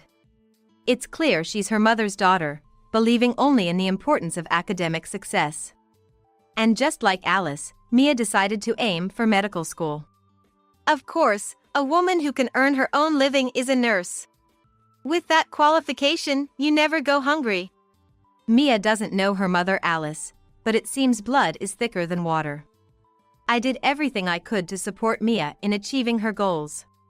Paying for prep courses, mock exams, and application fees wasn't cheap, but it was all for Mia's dream. However, Mia seemed to take my support for granted. Worse yet, she started lashing out at me whenever something didn't go her way. One day, I got a call from Mia, who was at her prep course. Hey Mom, can you come pick me up? What? Why all of a sudden? Did you forget your train pass? Mia usually took the train to her prep course, so this sudden request made me think something was up. No, it's nothing like that. It just started to drizzle a bit. Drizzle? Oh, right. There's a foldable umbrella in your bag, I said. Then I could hear her sighing over the phone. Don't you even think, what if I catch a cold? You're really clueless. That's why I hate having a dumb mom.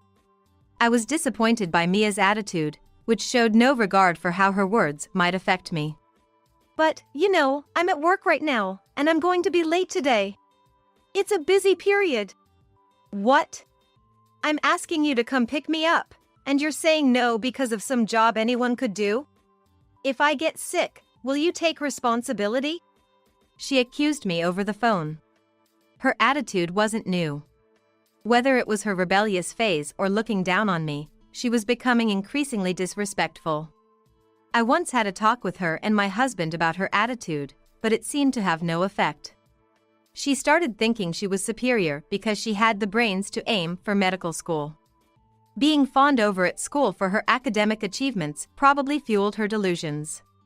But, with the uncertainty of exams, I thought it best not to provoke Mia and kept my concerns to myself.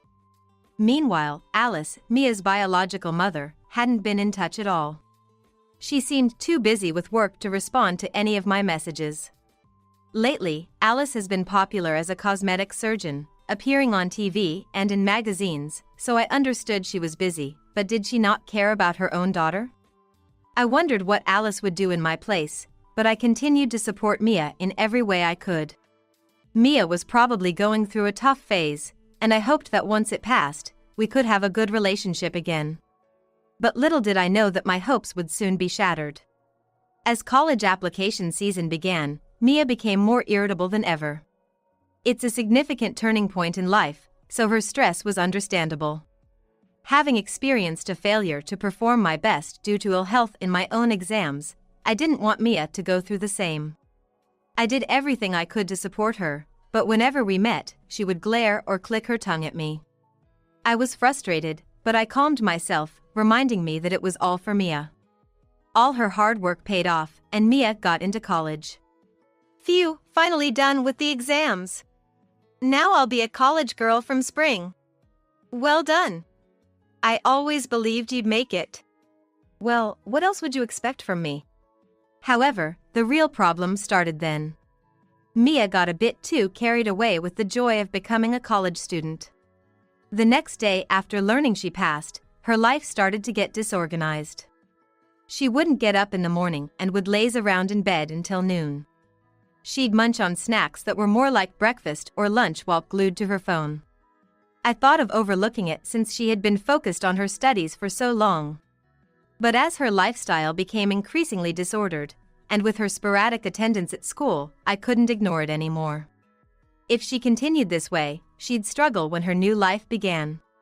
Worse still, I discovered she was using my credit card without permission.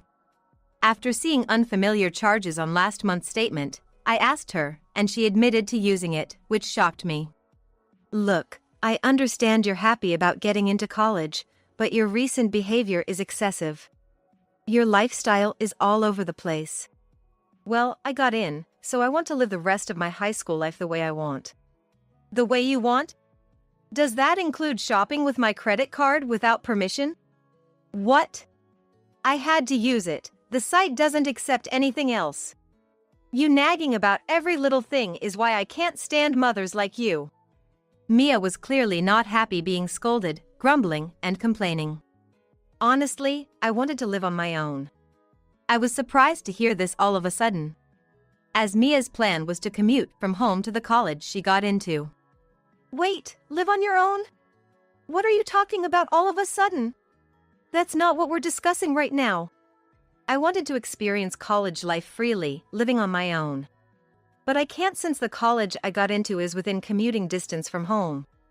She explained. I thought she was happy about getting into her first choice college, but it seemed she was unhappy because she couldn't live on her own since it was close to home. If I lived on my own, I wouldn't have to deal with all this nagging. Once Mia got upset, it was hard to get her back in a good mood. But seeing her recent behavior, I couldn't stay silent anymore. Then Mia brought up something shocking. Don't act like a mother when you've failed to get into medical school. A failure is a disgrace, so get out. What? Why would you say that? I know about it. You flunked medical school and now cling to a job anyone can do. I couldn't understand why Mia was saying this. Frozen in shock of Mia, thinking I had nothing to say, hurled more words at me. I found your exam ticket with your name on it. It was in the bookshelf. Failed medical school, yet you preach at me. I had kept my old college entrance exam ticket as a bitter memory and a bookmark. Never expecting Mia to find and use it against me. That's not relevant right now. You're the one acting all high and mighty. If you leave, I can do what I want. Dad's hardly ever home anyway, so it's practically like living alone. She pointed out, gesturing towards the front door. Go on, leave. It's embarrassing to be seen with someone as dumb as you. Dealing with a rebellious, upset daughter. I wondered if this was normal. But I had reached my limit. She didn't seem to understand the difference between what's okay to say and what's not, babbling on without a care. It was time to tell her the truth. You know, it's only natural I don't understand your feelings. What? What's that supposed to mean? Well, I'm not your real mother.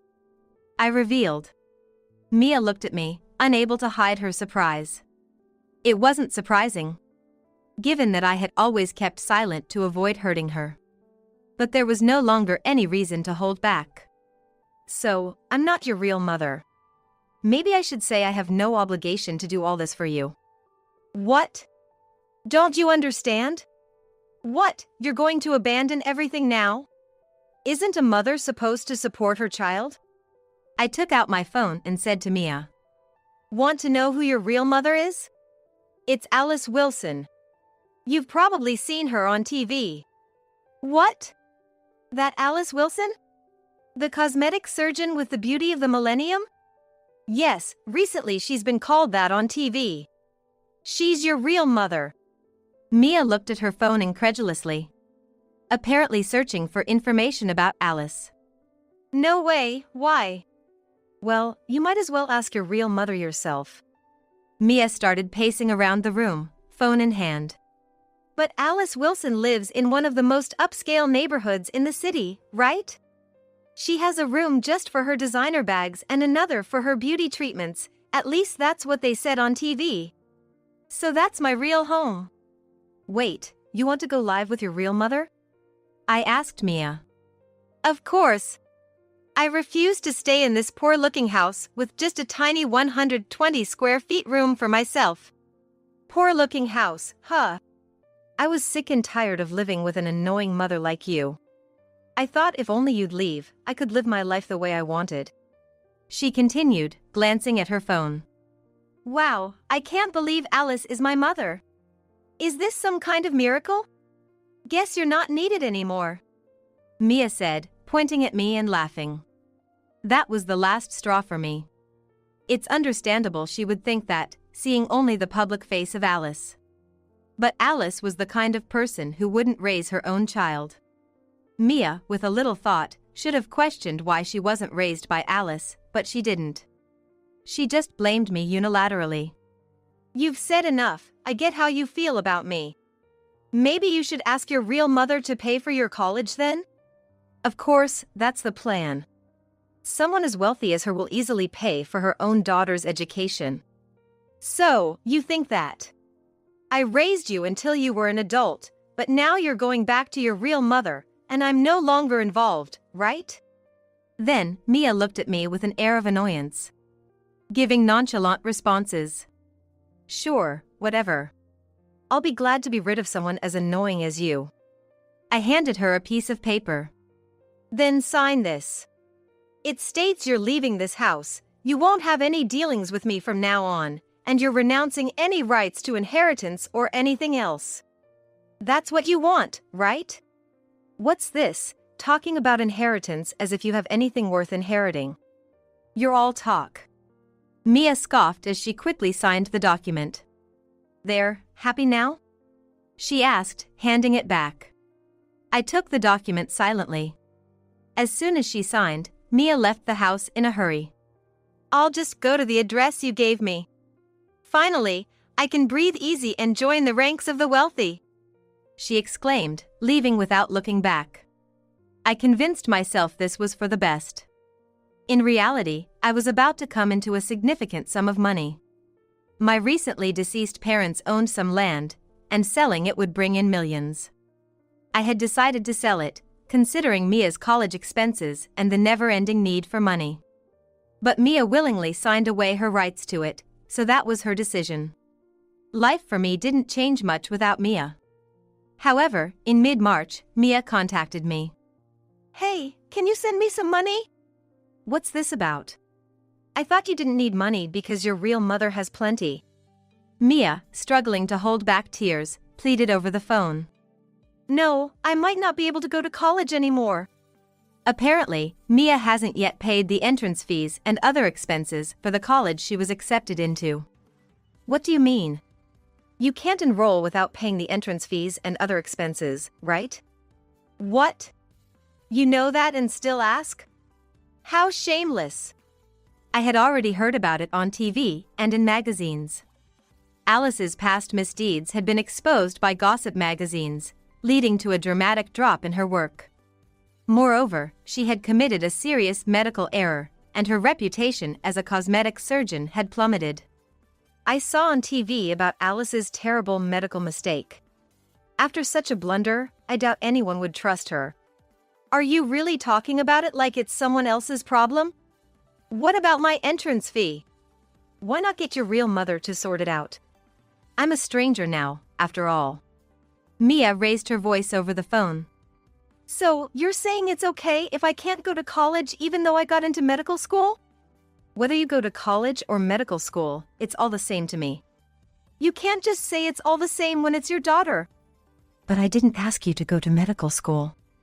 Besides, didn't you say not to act like your mother? I could hear Mia struggling for a response over the phone. But I didn't mean that. Sure, you were happy about getting into medical school. But don't you understand there are things you shouldn't say to people? Not even a mother can forgive everything. But I don't understand that, Mia replied, her voice sounding tearful. I knew I had to say what needed to be said, so I spoke to Mia. Well, you wouldn't understand if I just said it out of the blue. Can we meet to explain? Yes, I want to see you, Mom, Mia exclaimed, eager to meet. After all the terrible things she did while living at home, and now suddenly wanting her mother. Mia's actions were beyond what could be excused as teenage rebellion or stress. Maybe it was kind to make her understand the reality. I arrived at the agreed location to meet Mia. Holding a thick envelope, I saw Mia running towards me. Oh, good. The deadline for the entrance fee is the day after tomorrow, she said, her first words about the deadline. Watching Mia, who was still the same as ever, I thought to myself. So, where's the money? Mia asked, extending her hand towards me. I placed the documents I had taken out of the envelope into her open palm. What's this? This is the agreement we made. What agreement? What are you talking about? Don't you remember? If you look at it, you'll understand, I said, pointing to the documents already signed by her, cutting ties as family and renouncing any inheritance rights. I was only taking care of you. I'm not your mother, and you yourself said I wasn't, right? I did, but you can't just say hurtful things to someone and then expect help when you're in trouble. That's not how it works. But she trailed off. I gently placed my hand on her trembling shoulder and said, you said you wanted to cut ties as family and go live with your real mother, renouncing all inheritance. You need to take responsibility for your own words. But I just said that in the heat of the moment. So, what now? You think you're not to blame? Yes. Well, maybe a little. But I was just stressed, so much stress. Mia started making excuses. So, you think it's okay to say things you shouldn't and hurt people just because you're stressed? I didn't think it was a big deal, just a joke. I never thought you'd be hurt by that. She replied awkwardly, still not grasping the gravity of the situation. I'm deeply disappointed with Mia, who continues to talk only from her own perspective, regardless of what's discussed. You know, I need you to become a doctor. So, you only need a mother when it's convenient for you. It's about time you learn that hurting people has real consequences. What? You can't be serious. What will happen to me if you abandon me? I left her there. Mia seems to be crouching in the same spot, looking down, but I didn't look back. In the end, Mia couldn't pay her college entrance fee or tuition and was unable to enroll. Scholarships and such processes couldn't be arranged so quickly, so either way, enrollment was impossible. Someone who can't understand others' feelings doesn't bode well for a future doctor. By the way, Alice also contacted me later, but I refused to take her call without a second thought. She never bothered to reach out before but tried to cling to me conveniently when she was in trouble, just like mother, like daughter. I'm now enjoying life with my husband, something we haven't had in a long time. And I'm working hard to pursue a long-held dream. I always wanted to be a nurse. And I've rediscovered that desire. Sure, I can manage my current job well enough after doing it for so long, but it's not what I truly want to do. I've decided that I want to pursue my long-held dream, rather than settling for a job that just offers moderate fulfillment and stability. I realize that taking this step at my age is quite bold.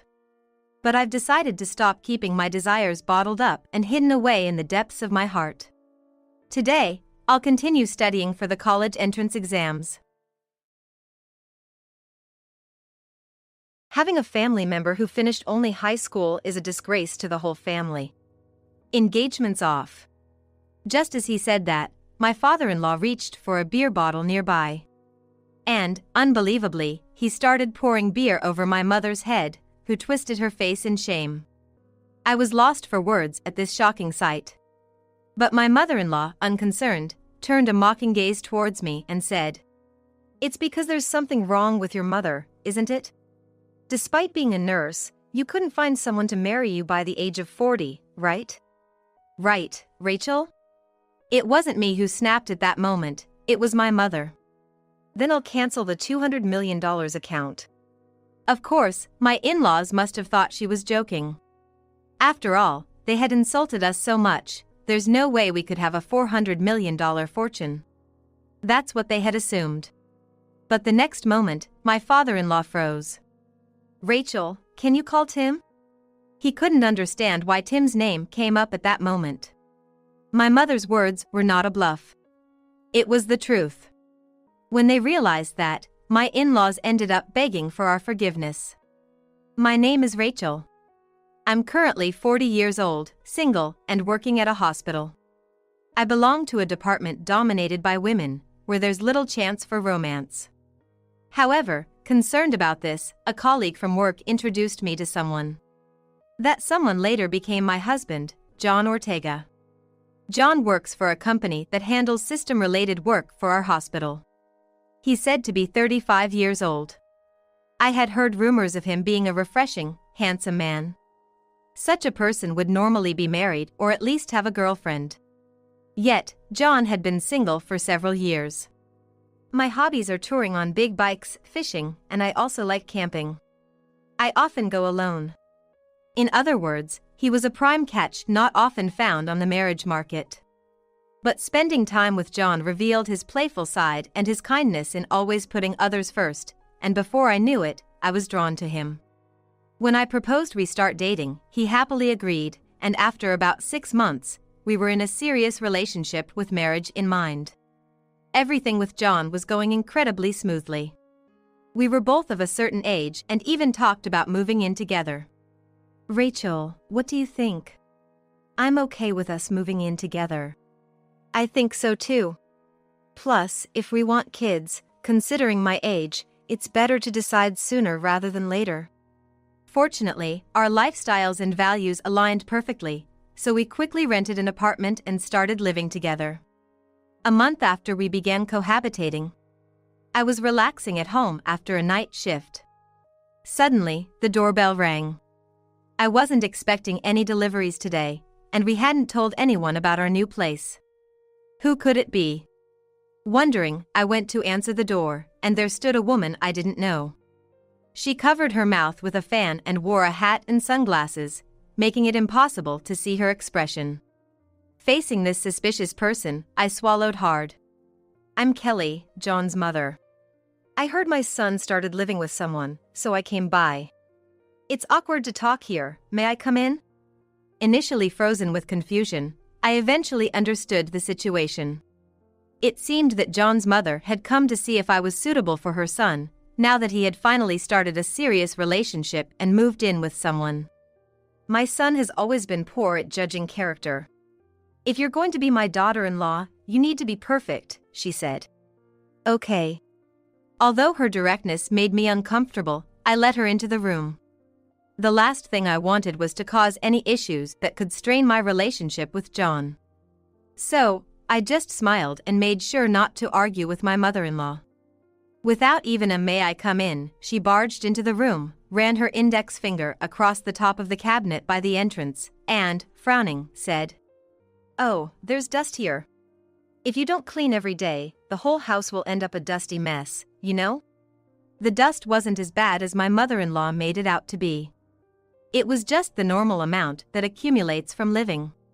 So, I was about to make an excuse on the spot, but she didn't even let me get that far and started saying, "Clean up now, and then serve some tea immediately." Normally, you'd offer it without being asked, right?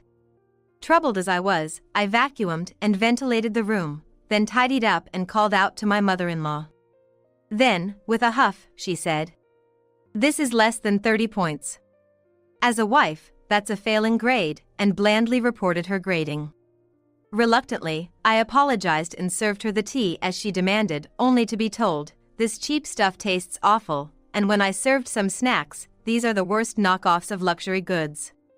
Fuming with anger at my mother-in-law, who came unannounced only to say dreadful things, I told myself to endure it and kept quiet. After staying for about an hour and a half, it was unclear if she was satisfied, but she said, "Well, I'll let it go at this for now. But if you're serious about marrying my son, you better work harder. Frankly, you look quite old, and I was against it. But for now, just make sure not to act above your station," and left with that snide remark. Exhausted from my mother-in-law's surprise visit, I ended up falling asleep on the sofa without doing any housework or preparing dinner. Then, I was awakened by John returning from work. "Oh, sorry. I didn't manage to do anything around the house." As I hurriedly tried to get up and start on the chores, John gently spoke to me. "Don't be mad, just calm down. What happened?" It's rare for Rachel to be sleeping like a log on the sofa. Though he asked as if he didn't know, I couldn't bring myself to say that his mother had come today, giving me looks as if she was assessing me. For the moment, I just told him about his mother's visit. His face immediately tensed up. And after a heavy sigh, he apologized. "Sorry, my mom must have said something rude, right? I'm really sorry." I hadn't even told him what happened today. Yet, he apologized as if he knew something. "Has something like this happened before?" Looking guiltily down, John shared. "My mom's a bit eccentric. She cares a lot about status." It seems my mother-in-law has a history of being harsh to John's previous girlfriends, ultimately causing them to break up. Maybe her sudden visit was an attempt to break us up as well. I had thought John was just not on the marriage market due to his unique hobbies, but it seems there was more to it. I knew I had to tell you someday. I just didn't want to be disliked by you, Rachel. I'm sorry. John apologized again. It appears that his mother had interfered in the same way with his past girlfriends, ultimately leading to breakups. He had kept our relationship a secret for that reason. But his mother was relentless. So, she found out.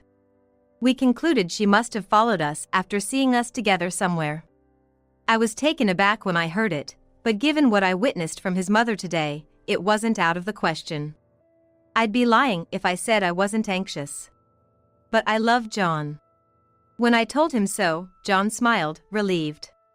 However, that relief was short-lived. Soon after, his mother targeted me again, choosing a day right after my night shift. Well, look at this mess. If you're going to work irregular hours as a nurse, why not hire a helper? Oh, but I guess nurses don't have the money for that. My apologies. This is exactly the problem. Don't rely on John's earnings, learn to earn your own way, she scoffed. Apparently, she had seen me leaving the hospital and assumed I was a nurse due to my hours. Knowing arguing with her was futile, I kept silent. My mother-in-law, mistaking my silence for admission, ramped up the harassment. As a nurse, well, I might begrudgingly accept the marriage, but in return, you'll have to fulfill your duties as a wife properly. Understand? Marrying into the firstborn's family isn't something to be taken lightly. If there's anything amiss, I'll be sure to give you a strict lesson, she said. It was probably all about producing an heir or doing all the housework as expected of a wife. Though not said directly, I was sure that was what she meant. So, I posed a question. By the way, how did you know which days I work nights? With a smug look, she snorted and answered. Our daughter-in-law from your hospital is a nurse. I had her check your schedule by dropping your name, blatantly overstepping boundaries. While wondering why she would go to such lengths to monitor me yet miss the essential parts, I ended the conversation with, all right. And then, after a year and a half of dating and overcoming various challenges, as our jobs started to stabilize, we finally decided to get married. Despite everything my mother did, you're the first person who's stayed by my side. I've made up my mind. I will make you happy, so please marry me, John said, and we got engaged. Since I come from a single-parent family, we planned to quickly greet my mother before heading to John's parents. However, just before, his mother suggested, why don't we all go out for a meal at a fancy restaurant, and bring your parents along too? I sensed there was a catch. Despite my suspicions, I reminded myself this would be the last ordeal and arranged a meeting for the marriage introduction. On the day, we were led to a private room in a fancy restaurant I'd never entered before, where both families met for the first time. My mother-in-law was dressed in an expensive-looking dress, and my father-in-law was sharply dressed in an expensive suit. As soon as we sat down, he introduced himself with a self-satisfied look, handing out his business card as if it was something to brag about. Apparently, he was a big-shot bank president, and my mother, wide-eyed, murmured in awe, "That's impressive." Then, without anyone asking, my mother-in-law started boasting. I graduated top of my class from a prestigious university and have been supporting the household since marrying my husband. I've raised our sons to be fine men, and I consider myself the epitome of a wife. She then implied that my mother should state her educational background, but John tried to change the subject too late. And why do we not see Rachel's father here? I'm a single mother who raised her daughter alone. So, there's no father present? My mother answered with a slightly troubled look. Immediately, my in-laws began to smirk condescendingly. My mother-in-law mockingly laughed, then, you must have a low education level, right? A woman abandoned by her partner is less likely than a high school graduate. And what about your education? My father-in-law added insult to injury, trying to embarrass my mother further. Despite John and my attempts to intervene, they were relentless. Finally, my mother, her face twisted in shame, honestly answered. I'm embarrassed to say, but I dropped out of college. My mother-in-law, like at our first meeting, snapped her fan closed and snorted, "Oh my, a college dropout." A family with a college dropout is a disgrace to the entire clan. The engagement is off.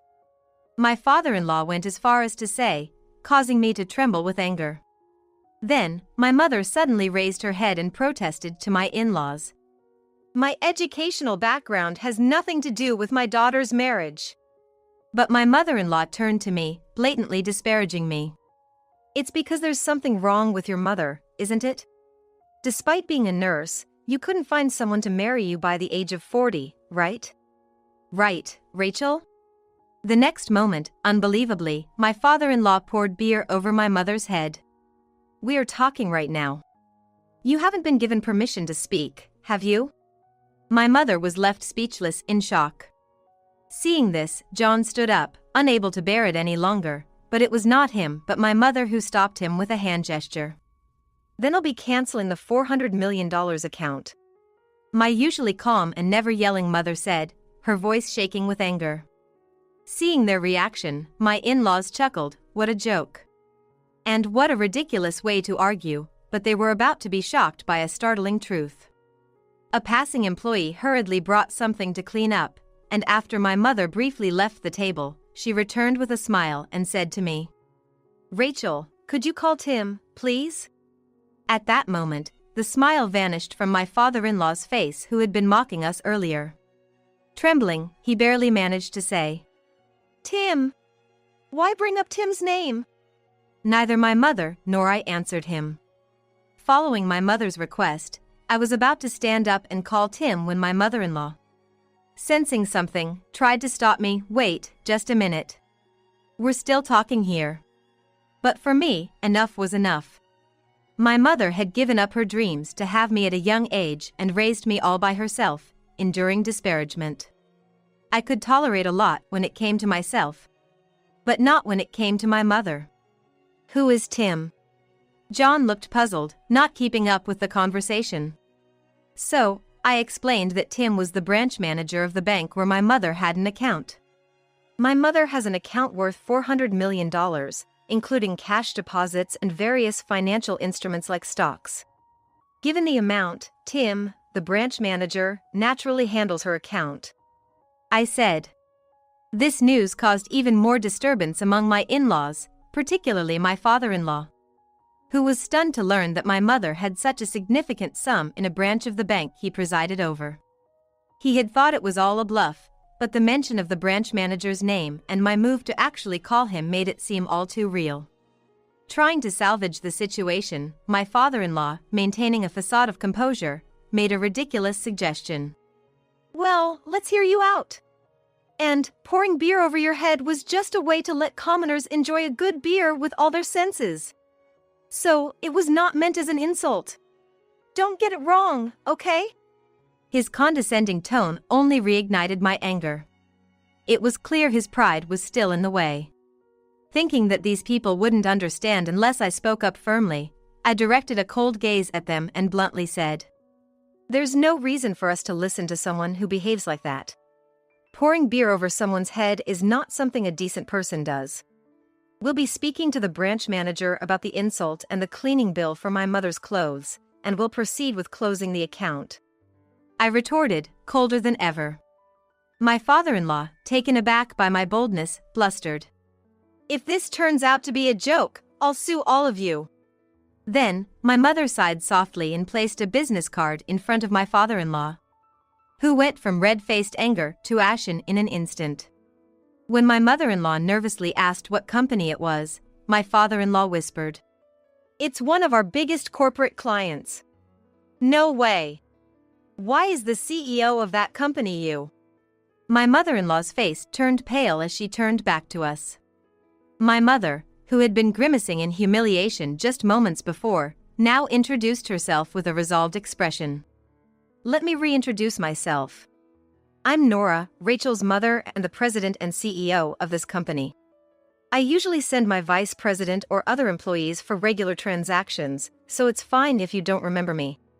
Actually, the initial greetings to your company were made by the previous president. The transition to me happened afterward.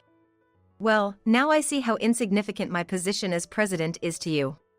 Suddenly, my father-in-law began to prostrate himself on the floor. Despite being a bank president himself, not recognizing the president of a major client company in front of him was more than just an embarrassing mistake. This incident slowly began to reveal that my father-in-law was nothing more than a figurehead. The story goes back to when my mother was pregnant with me in her sophomore year of college. Known for her intelligence and popularity, she attended one of the top schools, dreaming of becoming a designer. Normally, students from her school would secure bright futures. But my mother couldn't give up her dream and even confronted her parents, my grandparents, wanting to attend a design school instead. I want to go to a design school for further studies. I've decided I want to pursue a career in design. Of course, my grandparents were opposed. They refused to support her financially if she chose a design school over the college, leading to a lot of frustration for my mother. That's when she reconnected with my father, her middle school classmate. My father, a college dropout working on construction sites. And my mother hit it off, leading to my mother getting pregnant at 17. I was scolded severely, not just by my teachers and friends, but my parents were furious. They refused to pay the rest of my school fees, so I couldn't take a leave of absence and had to drop out. I had to give up my dream of becoming a designer. But I'm glad I got pregnant with Rachel. That's something I'm sure of. My mother recounted with sincerity in her eyes. However, my mother-in-law sneered and countered. Of course, getting pregnant as a student and then being forced to drop out is expected, isn't it? Why state the obvious as if it's something noble? It's nothing but a result of your own actions, and not a story worth praising.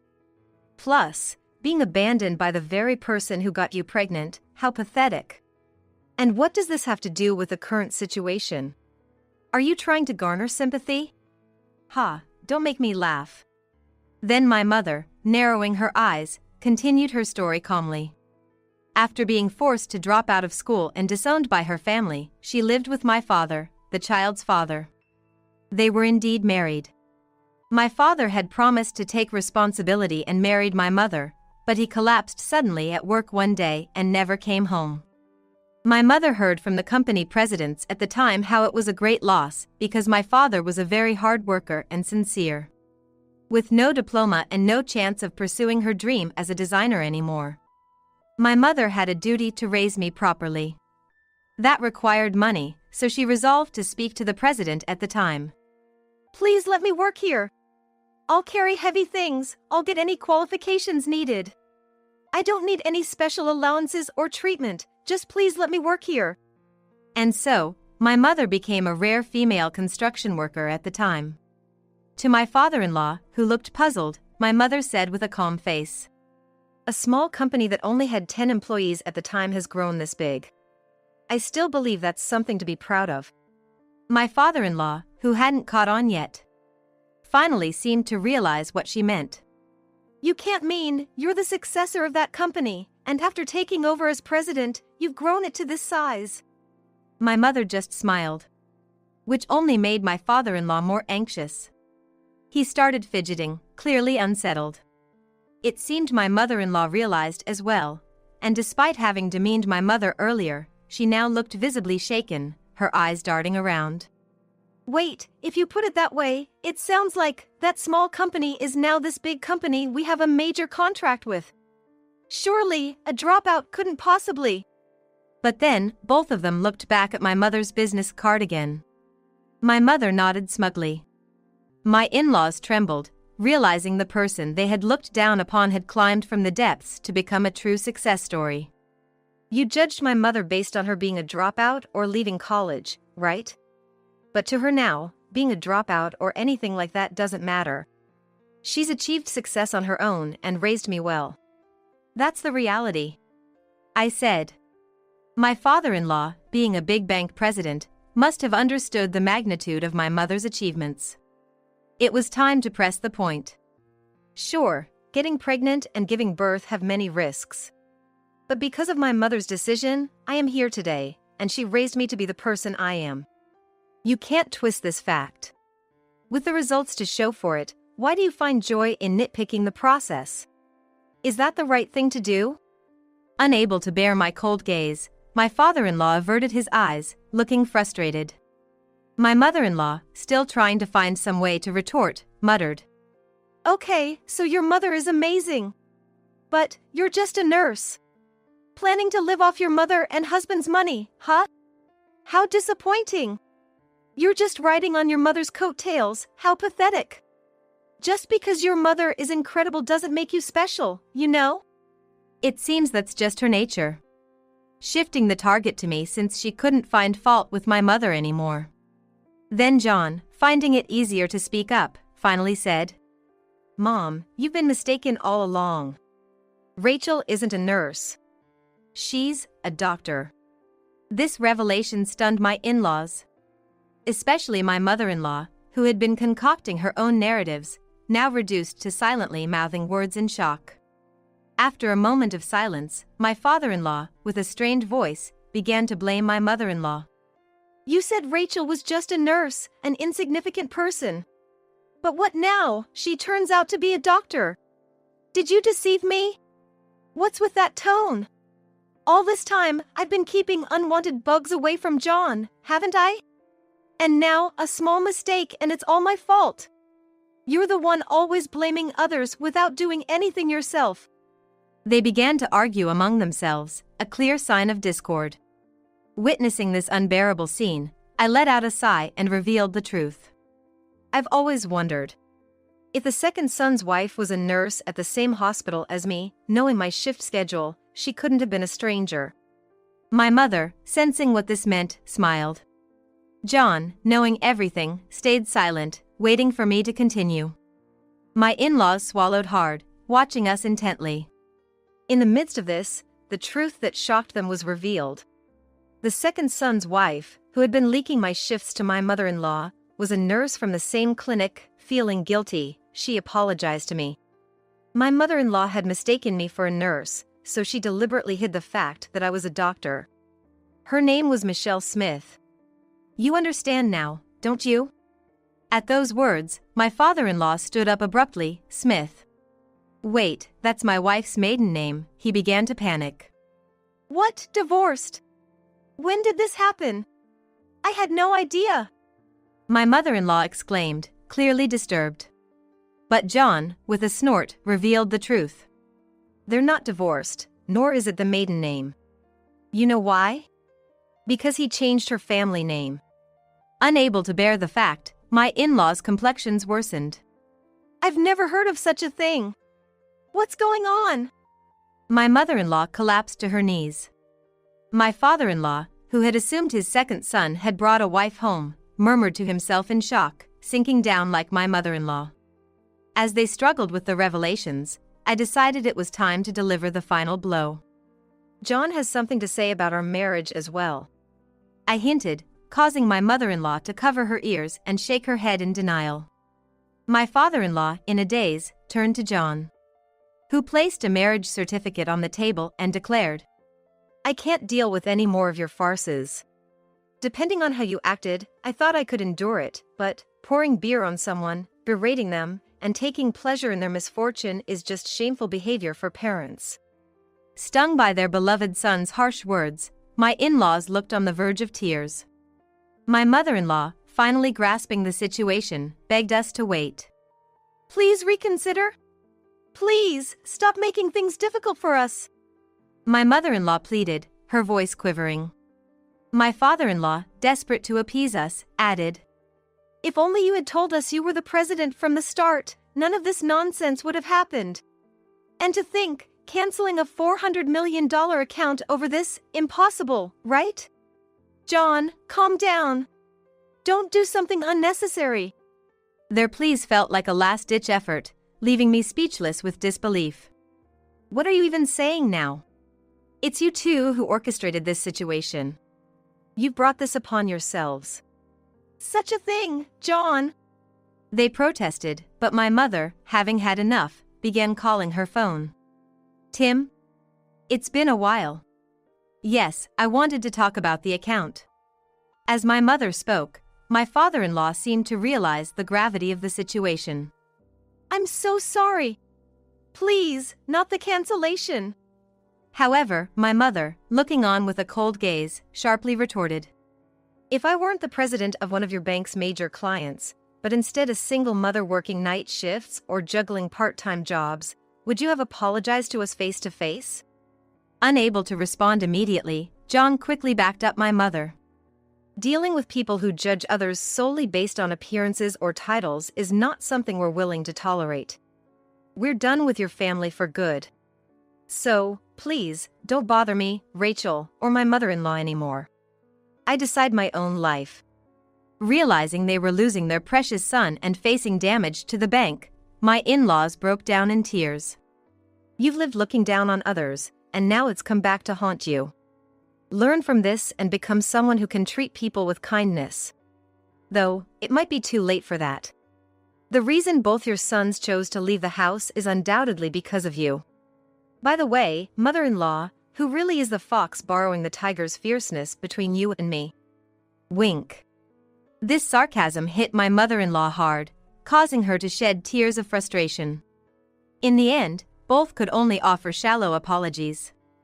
Despite everything, my mother isn't someone who acts out of spite. But questioning whether having him as the bank president was the right choice, she discussed the incident in front of the board members, prompting the dignitaries to call an emergency meeting. It turns out my father-in-law was just a placeholder until the next president was decided. He must have known this more than anyone. Eventually, he apologized for the beer incident, paid for the cleaning, and then resigned from his position as president. The underlying dissatisfaction with his leadership within the bank, coupled with the warning from a major client, my mother, forced him to step down. Unable to find re-employment at 58 and unwilling to accept ordinary work due to his previous elite status. He's been stuck in a negative loop. My mother-in-law, boasting about her university degree but without a career, is just another 58-year-old housewife. Starting part-time jobs only to quit days later saying, "How can I be expected to sort someone else's packages?" She's been blacklisted as a cautionary figure in the region. Having money but lacking trust and credibility, and then losing their sons to marriage. They've faced a lonely old age due to their selfish and disdainful behavior. Learning about my in-laws' fate, my mother chuckled, having money doesn't guarantee happiness. Rachel, from now on, live supporting each other with John. After getting married, I took a break from work to focus on raising our child. Now that our child is older and in daycare, I've happily returned to work, feeling fulfilled every day. The nurse who apologized to me has been forgiven, and we now share a good relationship of mutual trust between doctor and nurse in obstetrics and gynecology. Soon, I plan to return to my hometown to open my own gynecology clinic. Naturally, John's company will handle all the systems, and everything related to the clinic's design and construction will be entrusted to my mother's company. After giving up her dream once, my mother, through immense effort, expanded the company my father was part of and now runs a construction company capable of handling design work. "I'm designing my daughter's clinic," she boasts to the neighbors, her face shining brighter than ever before. All right, I'm off. I'll be back on the 31st. Make sure to finish year-end cleaning by then. Today, my husband heads out for a 3-night, 4-day affair trip to South. I realized 3 months ago that my husband was having an affair with my best friend. Got it. I'll make sure everything's clean so we can start the new year with clean slate. I've always forgiven my husband for relying on me for household chores and finances since we got married, thinking, he's young, it's okay. But I'm no saint. Once I knew about the betrayal and couldn't trust him anymore, my love dried up instantly. Take care. I'll bring back some souvenirs. I smiled brightly as I saw him off, and the moment the door closed, I called my brother. Since he'll be gone for 4 days, I started preparing to throw away my marriage life along with my husband's belongings while doing the big cleanup. The New Year's plan starts on New Year's Day, as they say. I'll do my best to ensure that my husband and best friend's start of the year is the best it can be. My name is Yvonne. I got married at 26, and I'm about to celebrate my second New Year. I met my husband, who is 2 years younger than me, and Alex at work. My husband joined the department at the company where I work as a new grad. He was a handsome guy with soft features and smooth skin that even I, as a woman, admired. He was bright and innocent, well liked by both male and female colleagues. Our company has a 3-month training period where new employees learn on the job with a mentor. My husband's mentor, Ian, was strict with both others and himself. I often saw my husband getting scolded and feeling down. Good job today. Are you getting used to it? Ian is strict, but he's good at his job, so if you trust and follow him, you'll definitely grow. Yes. I feel embarrassed of my inability, and I regret it every day. Everyone feels that way at first. Keep it up. I sat next to him and was asked by Ian to support my husband daily. He was slow to learn, but once he got it, I could rely on him completely. Ian said you've been growing a lot recently. Here, this is a reward. Oh. Chocolate? Looking at a few pieces of chocolate in his palm, my husband smiled. Yeah. It's good with coffee. Chocolate is great for a tired brain. Thank you so much. I'm always saved by you, Hashimoto. After the training ends, please let me treat you to a meal. His cute neutral smile was like an angel's. As the eldest of 3 siblings and someone who grew up being reliable, I never considered younger men as romantic prospects. But that innocent smile unexpectedly made my heart flutter. I had thought his invitation was just polite talk, but a month after the training ended, it became reality, and half a year later, he confessed to me, and we started dating. Yvonne, you're a dependable woman, but sometimes you seem a bit vulnerable, and I just want to protect you. I've never been told that before. Being serious and inexperienced in love, maybe I felt a bit more comfortable because he was younger. When we were alone, he would openly show his affection, and all I had to do was accept it. I really feel at ease when Yvonne is with me. Even when he stayed over, I would sleep holding him close. The way he would entwine his arms around me or ask to be held in my arms, the roles seemed reversed, and I found it refreshingly adorable. But what's amazing about him is not just how affectionate he is, but also how he knows how to pamper me, with my eldest sibling mentality. Good morning. I tried making a breakfast like what you'd get at a cafe this morning. Good morning. Wow.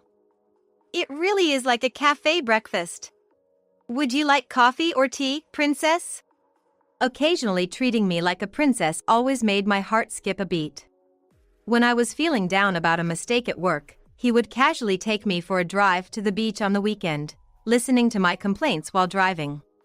Then, while watching the sea, he would pat my head and pull me close, like you would comfort a small child. It might be said he's experienced with women, but for someone like me who didn't know how to be affectionate, he taught me the joy of being a woman. And a year later, he proposed, and we got married. With that, I moved to the second building, a station away from the main office. Because I wanted to continue working after marriage, and I was happy he supported that.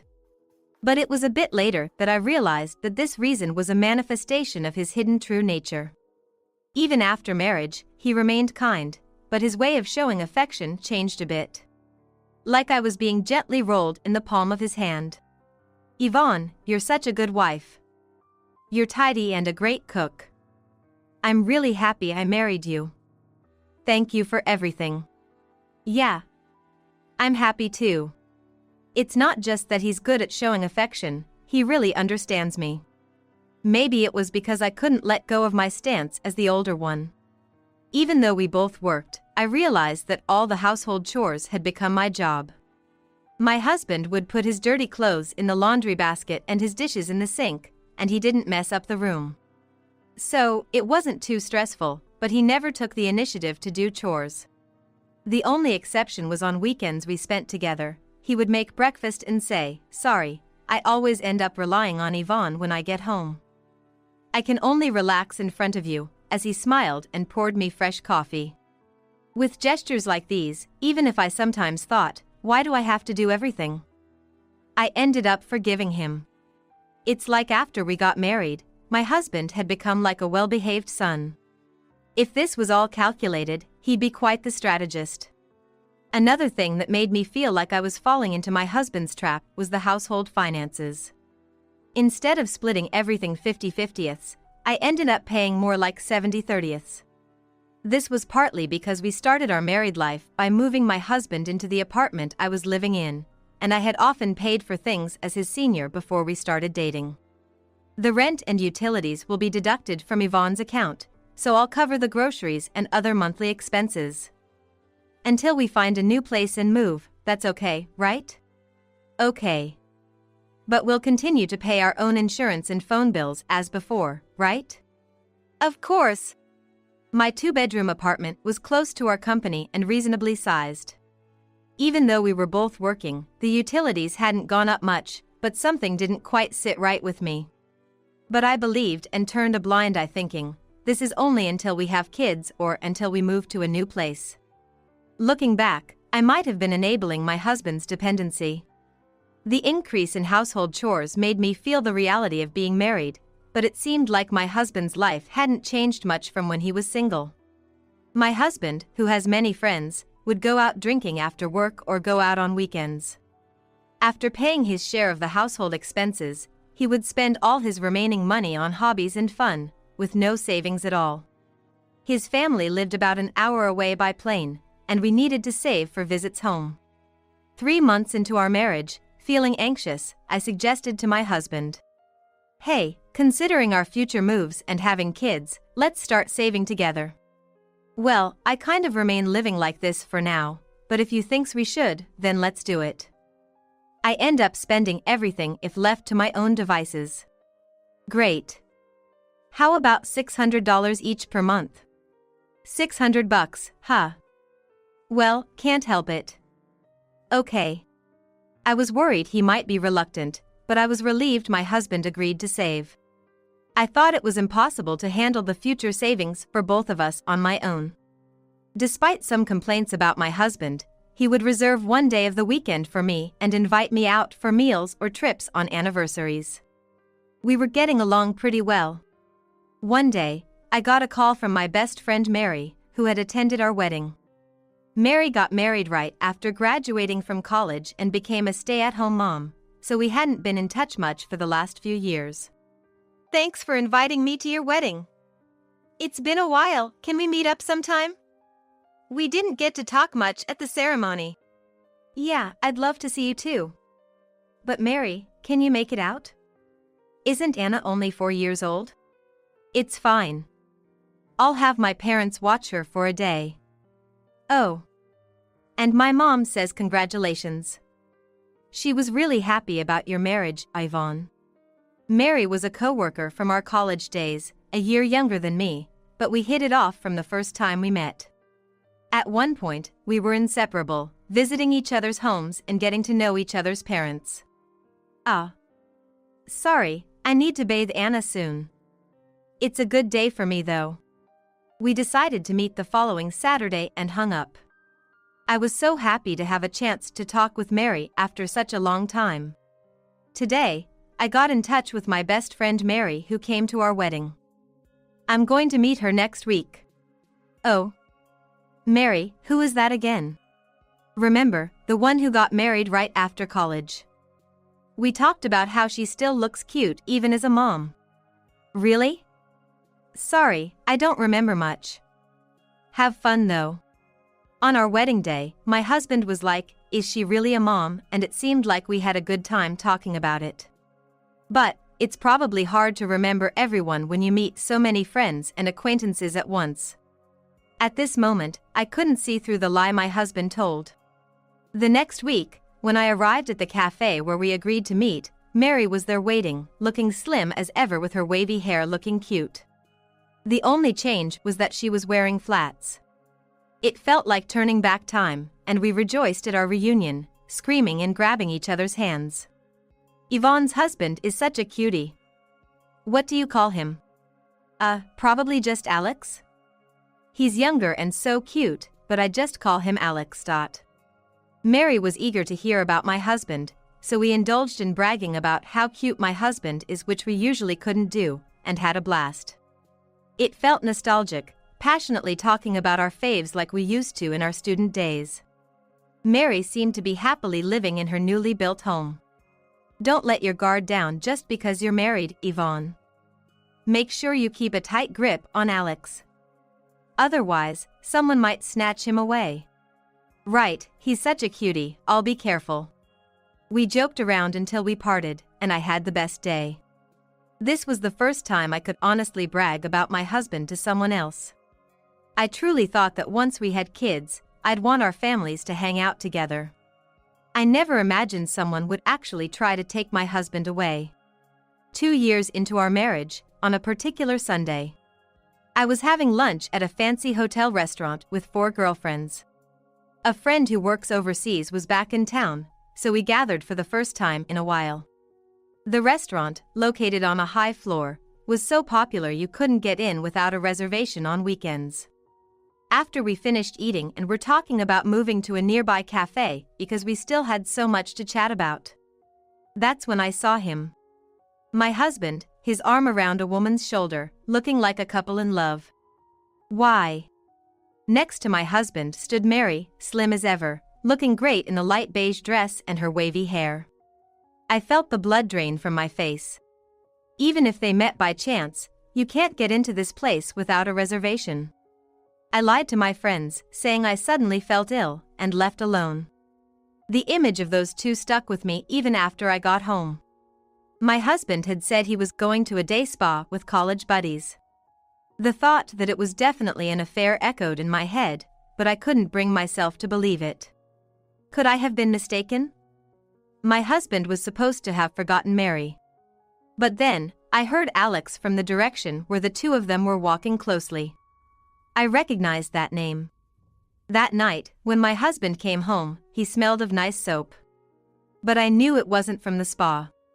Man, I'm beat from the trip and the hot spring. Gonna head to bed early tonight. He had no idea I was on to him. As I watched a movie alone in the living room, he hugged me from behind and kissed my cheek, saying, "Good night." I shivered. If it had been the day before, I might have felt loved by that gesture. But thinking with the hands that held Mary, I just couldn't anymore. I waited for my husband to start snoring, then I took my smartphone out of the bedroom. If it hadn't changed, the password would be our wedding anniversary. It opened. Checking the message exchanges, it was worse than I expected. They had been in contact since our wedding day. At the venue, Mary had secretly passed him a note with her contact information. "Alex, it's been a while. You've become more handsome than I imagined. I never thought you'd become Yvonne's husband." I was surprised too. "Mary, you've become prettier than before. I had no idea you were Yvonne's best friend. Hey, how about we meet up, just the two of us, after such a long time?" Yes, they were ex-girlfriend and ex-boyfriend. I had heard about it from Mary. There's this beautiful boy in this year's freshman, and even though he's a year younger, we started dating. That was Alex. But, as far as I remembered, their relationship didn't last more than half a year. As I followed the messages, it appeared they had been meeting up 2 to 3 times a month for the past 2 years. The realization that I had been betrayed all this time brought tears to my eyes. I thought I was happy, I thought we were doing well, but it seems I was the only one who thought so. Oh, no. The betrayal by my husband shattered my heart. Realizing how much I loved him made my chest hurt. I curled up on the floor, sobbing quietly. After a good cry, my mind started to regain some composure. Was I really the only one who thought we were happy? By marrying an older woman who would do anything he said, perhaps it was my husband who actually secured a comfortable and happy life. If we both thought we were happy, was it a win-win situation? That can't be right, give me a break, I muttered to myself and decided to take revenge on my husband and best friend. They had planned a trip together 3 months later, and I decided to bring their downfall at that time. It was clear how much I was being underestimated. Their plan for 3 months later was a 4-day trip to South at the end of December. The next day, I left work early and visited a private detective agency I had researched. I wanted to gather conclusive evidence within these 3 months. I asked them to investigate, focusing on the weekends he didn't spend with me.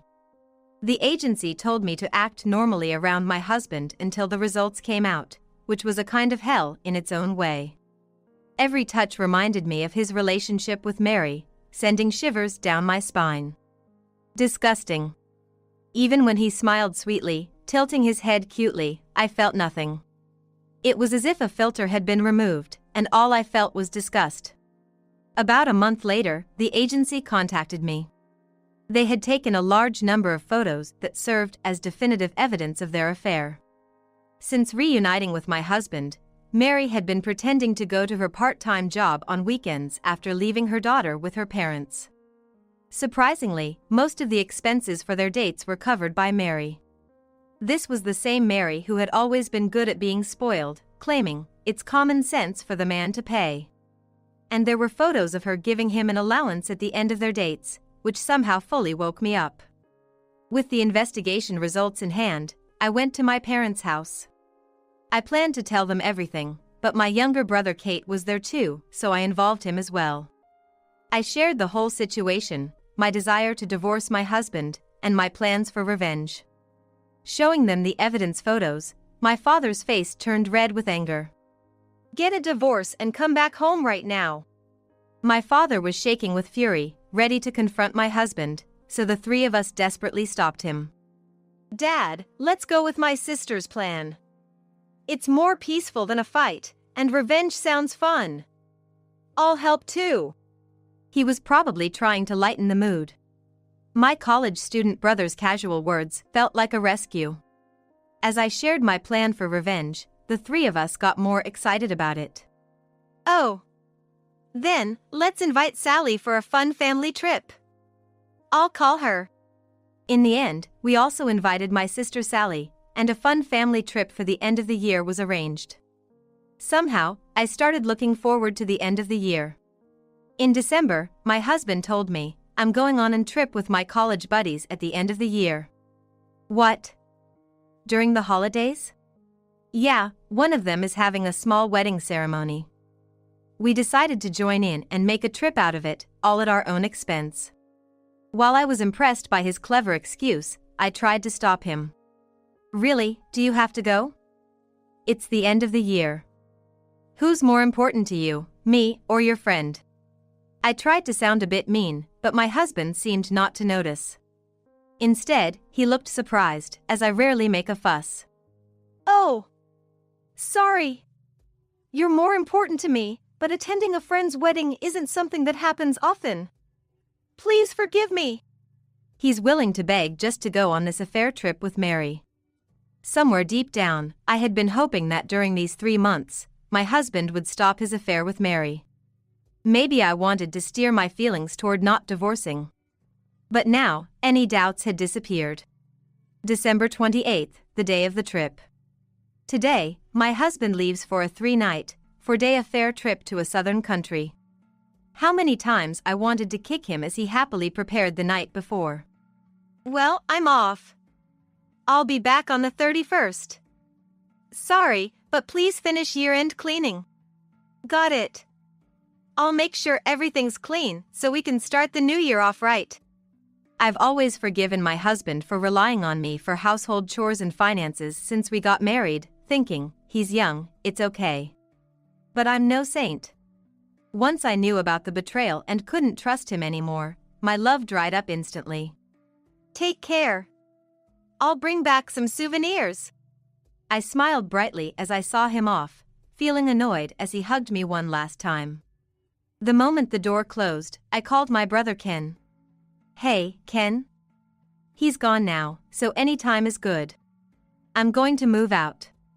Since he'll be gone for 4 days. I decided to throw away our marital life along with my husband's belongings while doing the big cleanup. The New Year's plan starts on New Year's Day, as they say. I'll do my best to ensure that my husband and best friend's start of the year is the best it can be. Then, our family helped move my belongings to the new place we had arranged. Since it was originally my apartment, the only things we had replaced when we got married were the bed and the fridge. I decided to get rid of them since I didn't want to see them anymore. My husband's belongings were mostly clothes and hobby items. I disposed of the gifts I had given him, and for the rest, since I didn't have any boxes or large bags, I put them in trash bags for burnable trash. In the middle of the now empty room, devoid of my husband's belongings, I left a filled-out divorce paper, the rings, and a photo of him and Mary sharing a passionate kiss. Well, what's next? After the move, I made a few calls. Caught up in the whirlwind of moving, we went out as a family to a barbecue restaurant, indulging in plenty of meat and alcohol. My husband sent a photo of a beautiful villa with a "we've arrived" message, but I ignored it. December 29th. I visited Mary's parents' house. It's been about 5 years since I last visited, back when we were students. Yvonne, long time no see. I heard you got married. I even invited Mary's husband, Tom. What's going on? Urged by her aunt, I went to the living room, where Mary's uncle and her husband, Tom, were chatting on the sofa. Their daughter, Anna, seemed to be napping in the next room on a futon. Despite the peaceful family scene, I felt guilty. Mary has been having an affair with my husband. Were you aware of this? They are currently on a trip together. That's a lie. No, no. In front of Mary's astonished family, I laid out the evidence of the affair and explained everything. When I showed them the screenshots of their email conversations, Tom's face turned grim. So that's what was happening. I thought it was strange she suddenly started taking extra shifts on weekends. She told me she was going back to her parents today to help with the year-end cleaning. Mary has also been giving my husband an allowance. If you're considering divorce, Tom, I have these photos as evidence. Thank you. I won't forgive them for abandoning Anna and having an affair. Tom's voice trembled with anger. Mary's uncle and aunt began to prostrate themselves in tears before Tom and me. I was relieved Anna hadn't woken up. I talked about divorcing my husband and leaving him homeless. I think I want to do the same. Father-in-law, mother-in-law, please support us too. Tom and I exchanged contact information and I left Mary's parents' house. The extent to which an affair can hurt those around them. Thinking about the two of them enjoying their trip made my blood boil. December 30th. The day before his return. Tomorrow, we are set to go on a family trip. Everything from the inn to the flights has been booked for 3 months. During the move, I happened to check our joint savings account and saw that half of the saved amount had been withdrawn. Nearly 2 years had passed, and the savings account had accumulated over $20,000. Taking half means the rest is mine, right? I was disappointed, but this allowed me to use the remaining amount without any reservations. Hello, is this my mother-in-law? It's Yvonne. I'm planning to spend New Year's with my family at a tourist spot in my husband's hometown. We're thinking of going to a hot spring in there from tomorrow. I have something I want to discuss in person, so would it be all right if I stopped by for a bit during the New Year's holiday? Oh. Alex hasn't mentioned anything. Are you two coming? No, I'll be with my family. There's something I need to discuss about Alex. Sensing something ominous, my mother-in-law simply answered, "Understood. Then, I'll visit in the evening. Have a happy New Year." With that, almost everything was prepared. As a final touch, I sent a photo to my husband via email that night, showing the back of a man and a woman. Though it was just their backs, the side profiles were unmistakably my husband and Mary. Tomorrow, we leave on an early flight, so I decided to go to bed early. December 31st, New Year's Eve, the day of his return. When I woke up the next morning, my phone was flooded with messages and missed calls. Not wanting to deal with the hassle of read receipts, I ignored them and headed to the airport with my family of 5. He probably noticed the photo of the two I sent before sleeping. On the plane, I switched to airplane mode and saw messages like, "What's this? You're not misunderstanding something because of a photo, right? We just happened to talk when we met in town the other day. Let me explain when I get back." Clearly panicking because I hadn't replied, His messages seemed desperate.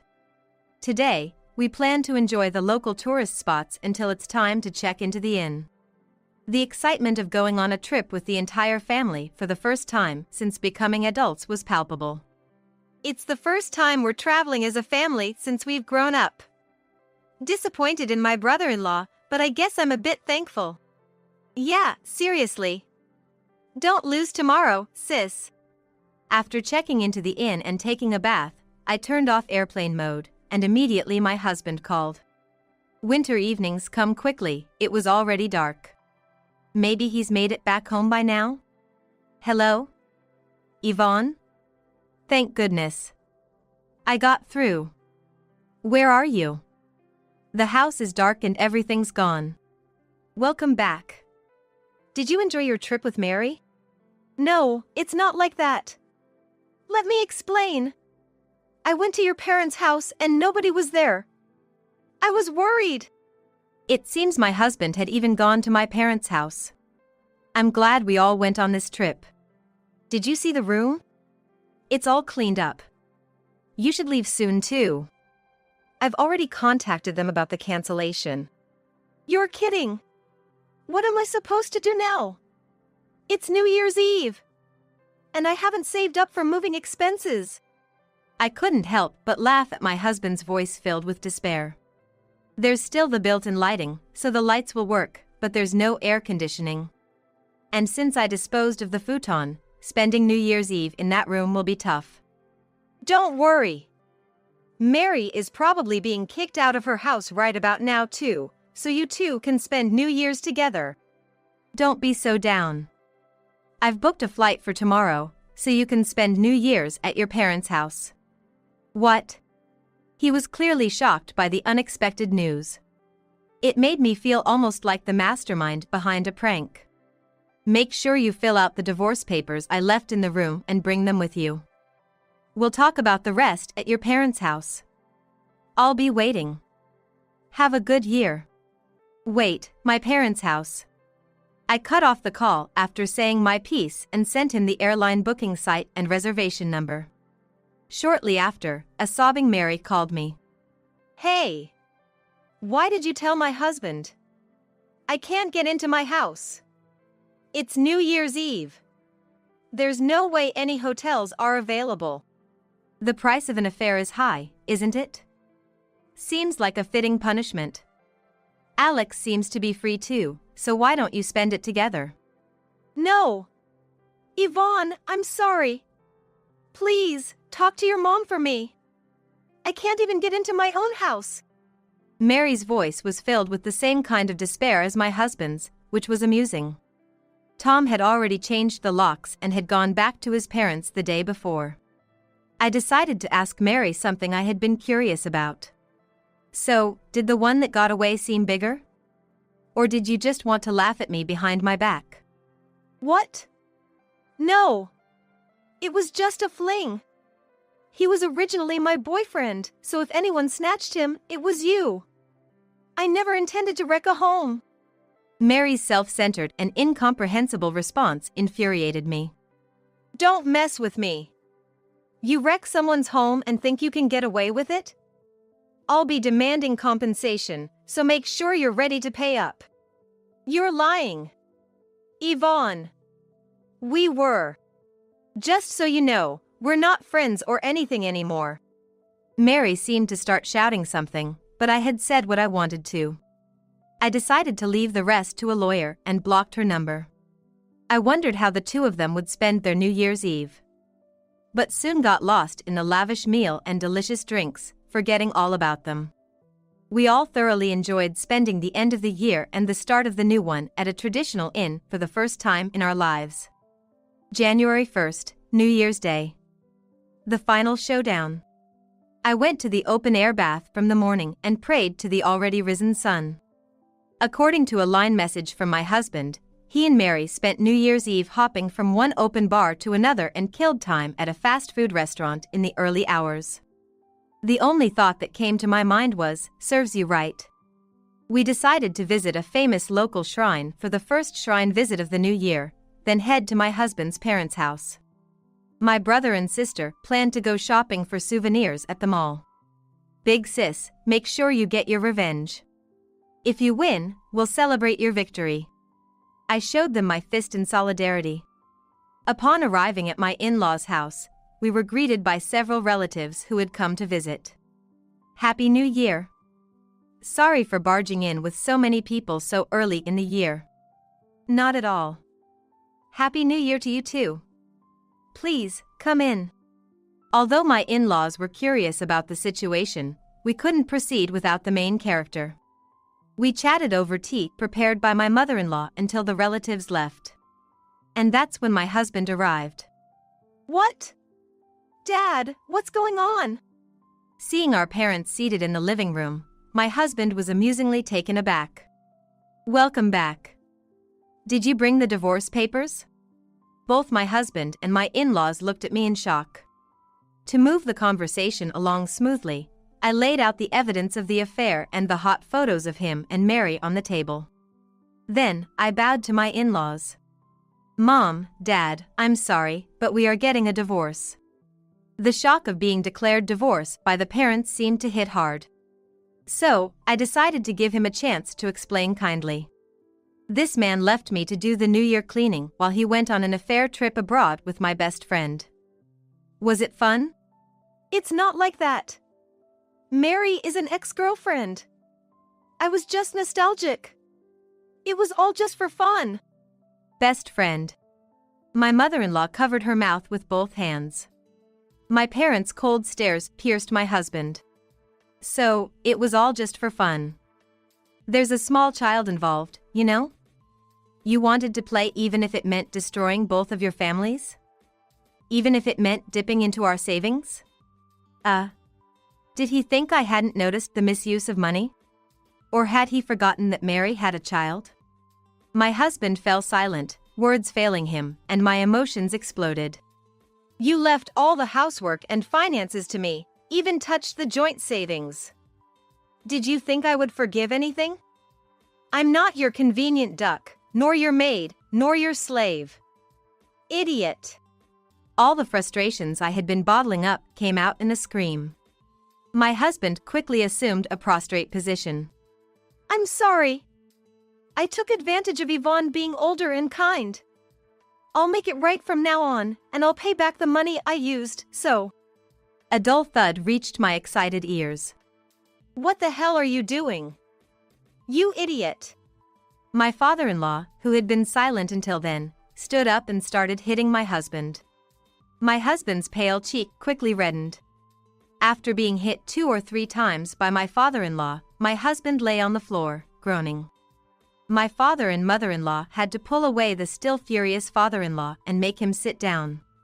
To my husband, who was crying with a nosebleed, I said, Look carefully at how much you've hurt those around you for your own desires. My father-in-law and father were shaking with rage.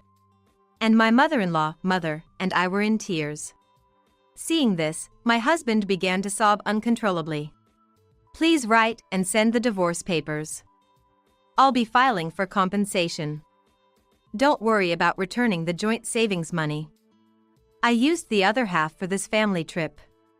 So, there will be no division of property, I said, standing up and lowered my gaze to my in-laws. My mother-in-law hugged me and promised, we'll make sure he pays the compensation. My husband, still crying, looked up at me. I'm sorry. I'm really sorry. I never wanted things to end up like this. I don't want to divorce you, Yvonne. I don't want that. My father took me by the shoulder and we headed for the door. I felt like my long battle that started at the end of the year was finally over. Later, through a lawyer introduced by my father, we divorced. I demanded $60,000 in compensation from my husband and $40,000 from Mary. Since I had informed my company's supervisor about the divorce at the end of the year, rumors started circulating around the office right after the holiday break.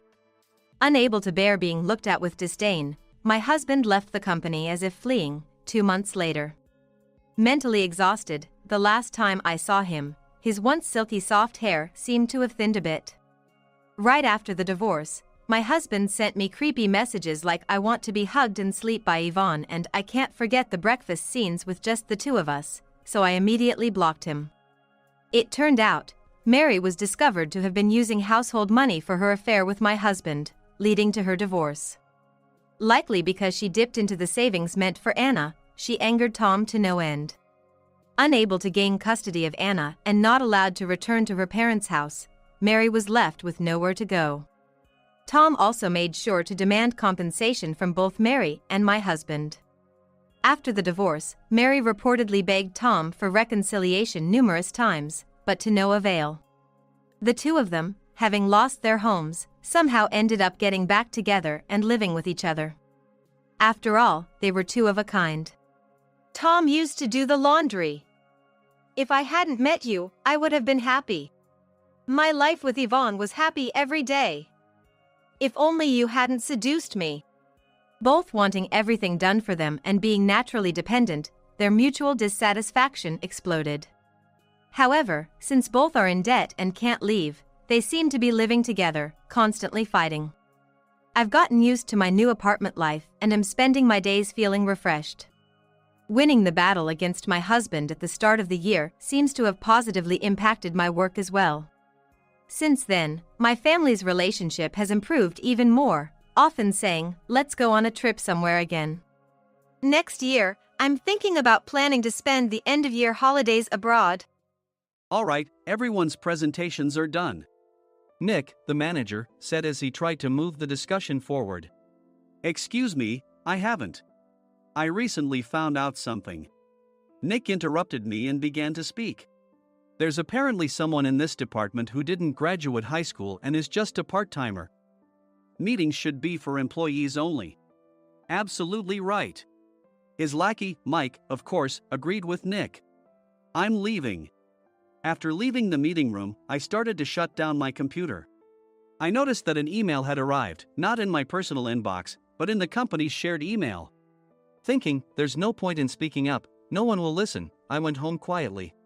The next day, I heard a commotion from Nick's desk. He was staring at his computer screen, his face pale. Nick! Is something wrong? Mike looked at the screen with him. And he turned even paler than Nick. Why is he so angry? Knowing the reason for Mike's distress, I thought to myself, serves them right. My name is Adam. My mother passed away when I was in the 9th grade, and I was raised by my father. Well, you could hardly call it being raised. After my mother passed, my father changed. He drowned his sorrows in alcohol, and though he still went to work, he squandered our living expenses on horse racing. Because of that, I had to start working part-time as soon as I entered high school. Every month, I went to the convenience store with bills in hand that couldn't be auto-deducted from my father's account. Even though I endured it because I didn't want to be alone, I reached my limit in my second year of high school and dropped out. I found a live-in job at a distant inn. Thank you for everything. The day I left home, my father, still staring at the TV, spoke. Take care. That was our last conversation. Back then, 18 wasn't the age of majority, so I needed my father's permission to work, and I couldn't hide my place of employment. Yet, my father never visited me even once. I kept working just to survive, and before I knew it, I was 42. Years of hard work paid off, and I was transferred to the headquarters. I was thrilled to be recognized by the company, as I thought I'd be working in the field until retirement due to my lack of formal education. Listen up. Our work can change the future of our employees. Don't drag us down.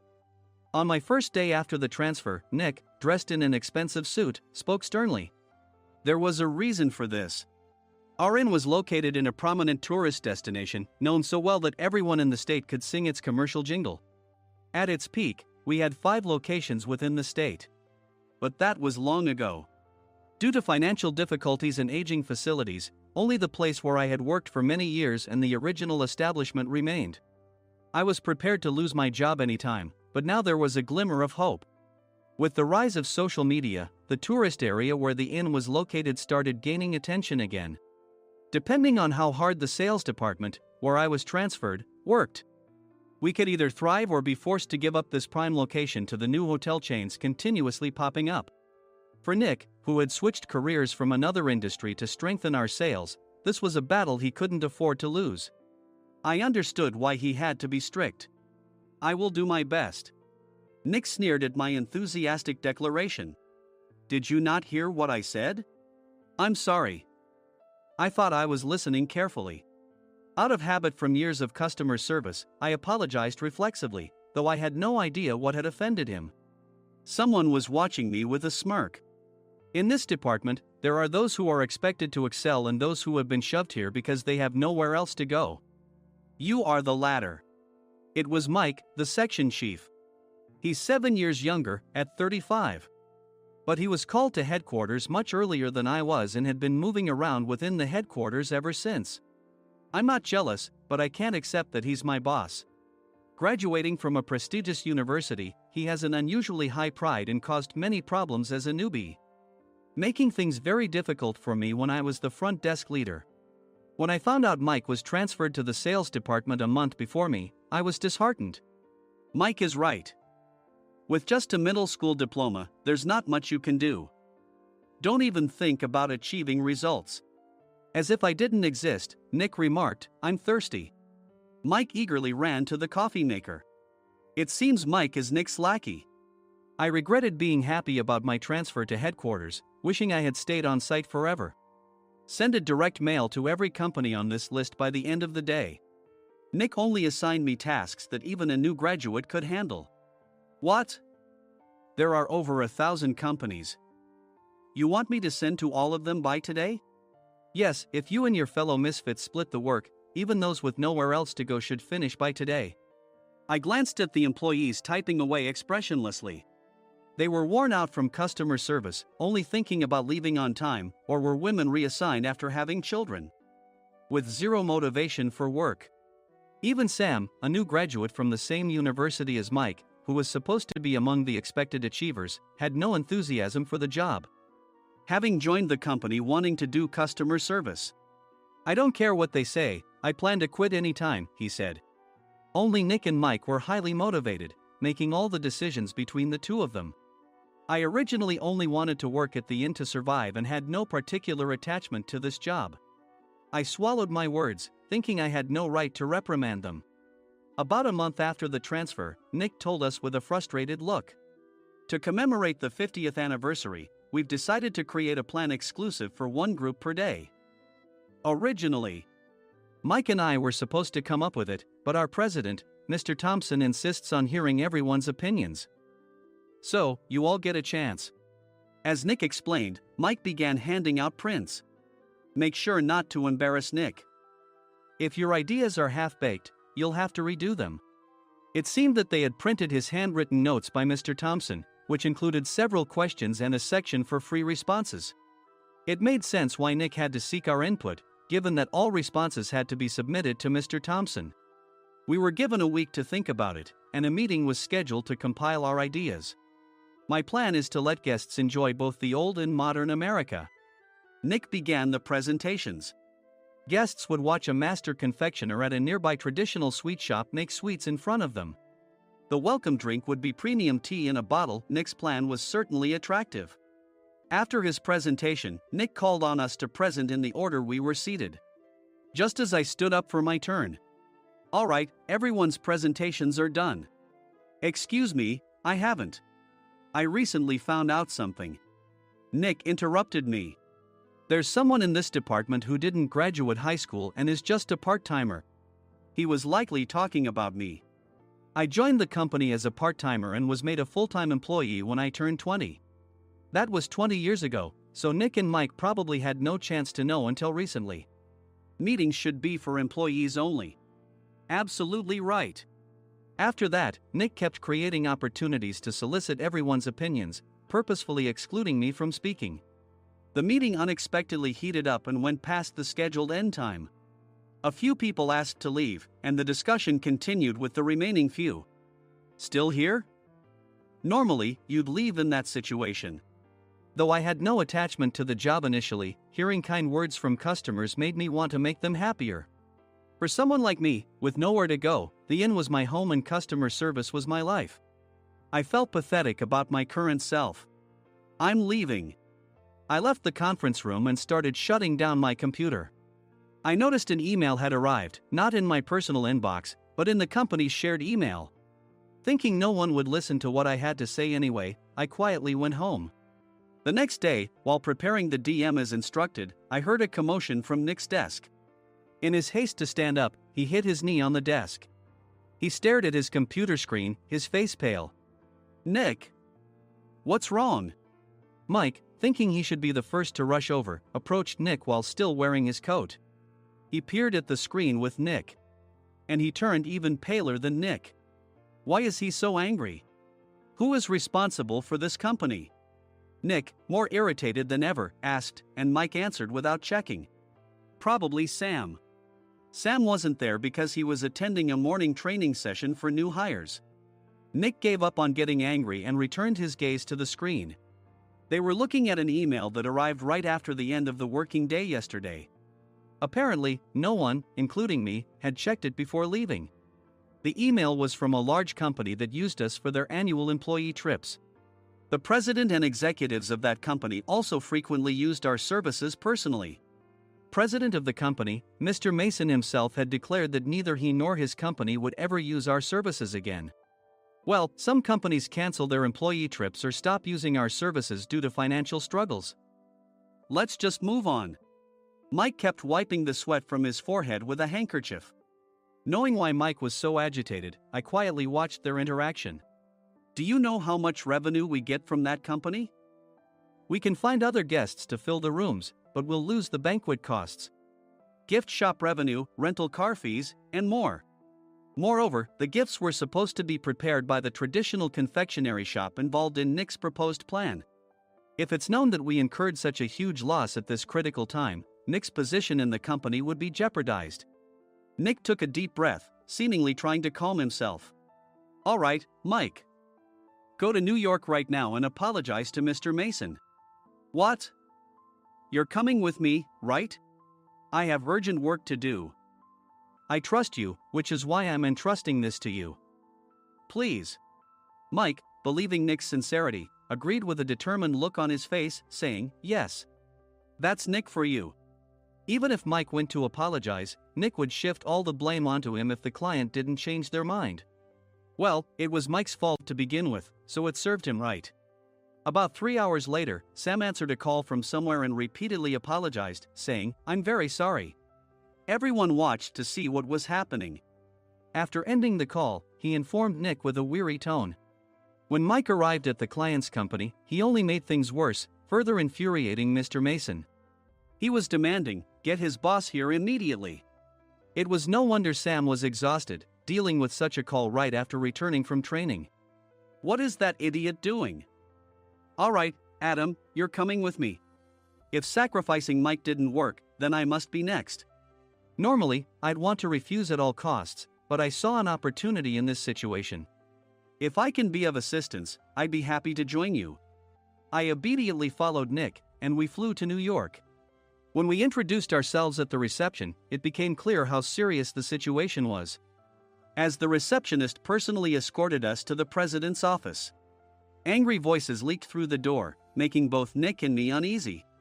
Excuse me. I'm Nick, the supervisor. I understand my subordinate has caused you trouble, and I deeply apologize. Nick, with his experience in the corporate world, knew enough to offer an apology before excuses. However, his customer service skills left much to be desired. I sighed as I saw Mike trembling like a small dog in the corner of the room. What kind of training are you giving your subordinates? Mr. Mason glared at Nick with a red face. The intensity of his gaze made even Nick take a step back. Regrettably, I joined this company only 2 years ago and was unaware of Mike's issues. I should have identified his shortcomings sooner. Indeed. I should have realized sooner. No sensible person would come to apologize and then give a lengthy presentation on the drawbacks of not using their in. Nick froze, his mouth slightly open. Suspecting the worst, I picked up the documents that had fallen to the floor. It seemed Mike hastily prepared these documents on the plane, listing the disadvantages. Disadvantage 1, if you change the venue for the company trip, employees might suspect it's for cost-cutting reasons. leading to a negative impression.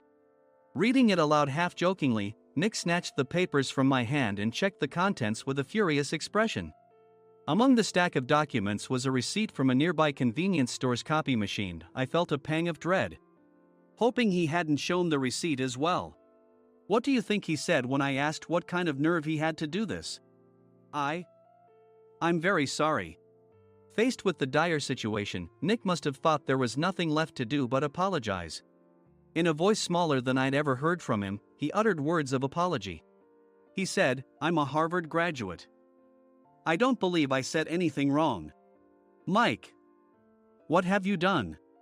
Forgetting his plan to pin the blame on Mike, Nick yelled loudly, even in front of Mr. Mason. "I didn't do anything wrong." "You're still saying that? Look at him." Mike pointed at me with a shaking hand.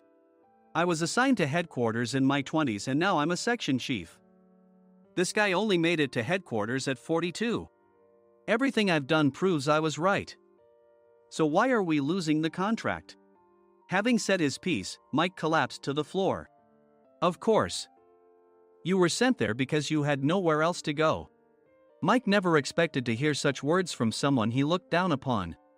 He lunged at me, and Nick hurriedly stepped in to stop him. "Mr. Thompson told me Mike is a quick thinker, and to take good care of him." There's no way he was pushed aside. "Don't make things worse here. He didn't say quick thinker, he said only quick-witted, didn't he?" I don't remember that part." I recalled the many troubles Mike caused when he was a newbie. When Mike was on the front line, his pride was so high that he never apologized to customers. Customer service, especially in our job, doesn't work alone. It brings both good and bad situations. If the front staff or housekeepers made mistakes, or the cleaning company didn't properly clean a room, one had to apologize to the customers regardless of personal fault. Mike, in such situations, would never apologize, insisting he wasn't at fault. This often angered customers, and as the front desk leader, I frequently had to apologize on his behalf. He caused complaints and disrupted operations, which is why he was quickly moved to headquarters. In departments where he didn't interact directly with customers, his quick thinking was beneficial and things went well. But it seemed his flaws were starting to show. Corporate reservations are supposed to be entered into the system by the sales representative. But a quick check yesterday revealed that more than 10 items were missing from the client's reservation. The handover document clearly stated what needed to be prepared. Why didn't you enter it into the system? Why do we have to give them special treatment? Filling rooms near the banquet hall, setting up all the food in advance. Specifying the brand of wine, they're too demanding. No wonder he always angered customers, I thought, feeling a headache coming on. Grouping them in rooms near the banquet hall is for our benefit too. It makes it easier for the staff to set up beds and serve breakfast since everyone's schedule is synchronized. As for the other requests, Mr. Mason suggested them to lighten our load. I didn't know that. Nick finally seemed to realize that Mike was the one who had angered the client. What did you say to them? I just told them we wouldn't give them special treatment anymore. We shouldn't waste effort on things that don't bring in money.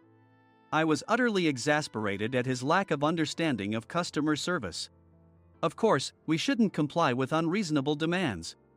But carrying over successful practices from past stays makes customers feel remembered and enhances their experience. Good memories encourage repeat visits. That's part of our job. I looked down at Mike, who was sitting on the floor.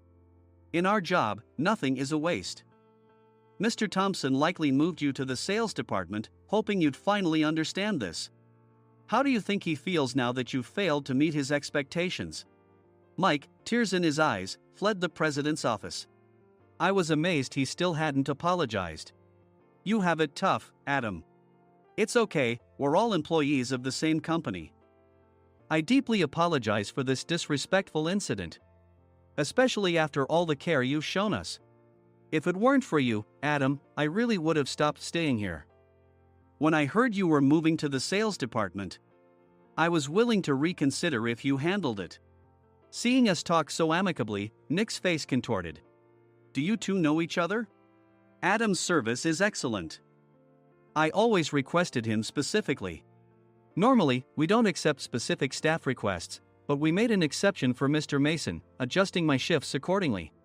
He had personally stayed at our hotel just before my transfer, and during casual conversation, I mentioned, "I'm moving to the sales department soon." If I hadn't told him then, things could have been much worse. "Please continue to take care of us. I look forward to it." On the return flight, Nick awkwardly offered me a can of beer. "It's still working hours." Of course, I had no intention of forgiving him for a single beer. Nick might try to pin everything on Mike and avoid any consequences. While pondering this, a startling fact came to light. "Nick, the tea bottles for the plan have arrived." I handed Nick a bottle labeled with our inn's name. "They look good." "What are you talking about?" "These are plastic bottles. I had assumed we would use the trendy, high-end bottling tea. But what arrived were ordinary plastic bottles of tea with customized labels. The only unique aspect was the label, which had the inn's name, making it look customized. Upon further investigation, I discovered that a substantial amount of money was set to be paid to the tea company. It was priced like bottling tea.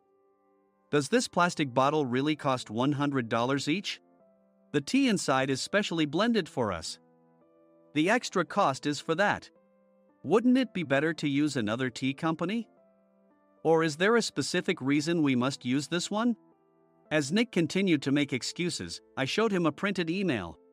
I informed the tea company's president, Mr. Mitchell, that we discovered irregular payments and he confessed. He said you two were high school classmates and planned to split the extra money. That idiot. Why did he confess? That's not important. You should worry about yourself, this could turn into a police matter. Opening the bottle cap, I suggested. How about calming down with this tea? It supposedly has a relaxing effect. Nick drank the tea frantically. In the following days, decisions were made about their fates. Mike was reassigned to the General Affairs Department, with no chance of transfer or promotion, as per Mr. Thompson's orders. As for Nick, since the payment to the tea company hadn't yet been made, he narrowly avoided legal trouble. Instead, he was encouraged to leave the company, and to avoid further complications, Nick submitted his resignation. Rumor has it that connections between HR departments have made it difficult for him to find new employment. Even though it was good to have those two gone, something unexpected happened in the sales department. Everyone became motivated and united in refining the 50th anniversary plan. In the end, my plan was adopted. We collaborated with the Tourist Information Center to provide personalized guides. The plan, tailored to the number of guests, was truly special for the 50th anniversary. "Hey, is Adam's family coming to stay?" I immediately booked that special plan for my family. Sam noticed it on the reservation list and quickly picked up on it. "Yes, I'm inviting my father." "That's great. I might invite my parents too." I lacked the courage to face my father just as Adam. But here, with the confidence Mr. Mason praised, I felt ready. The 50th anniversary plan was a perfect opportunity to reconnect with my father. I hoped to bring back the days when we could laugh together as we once did.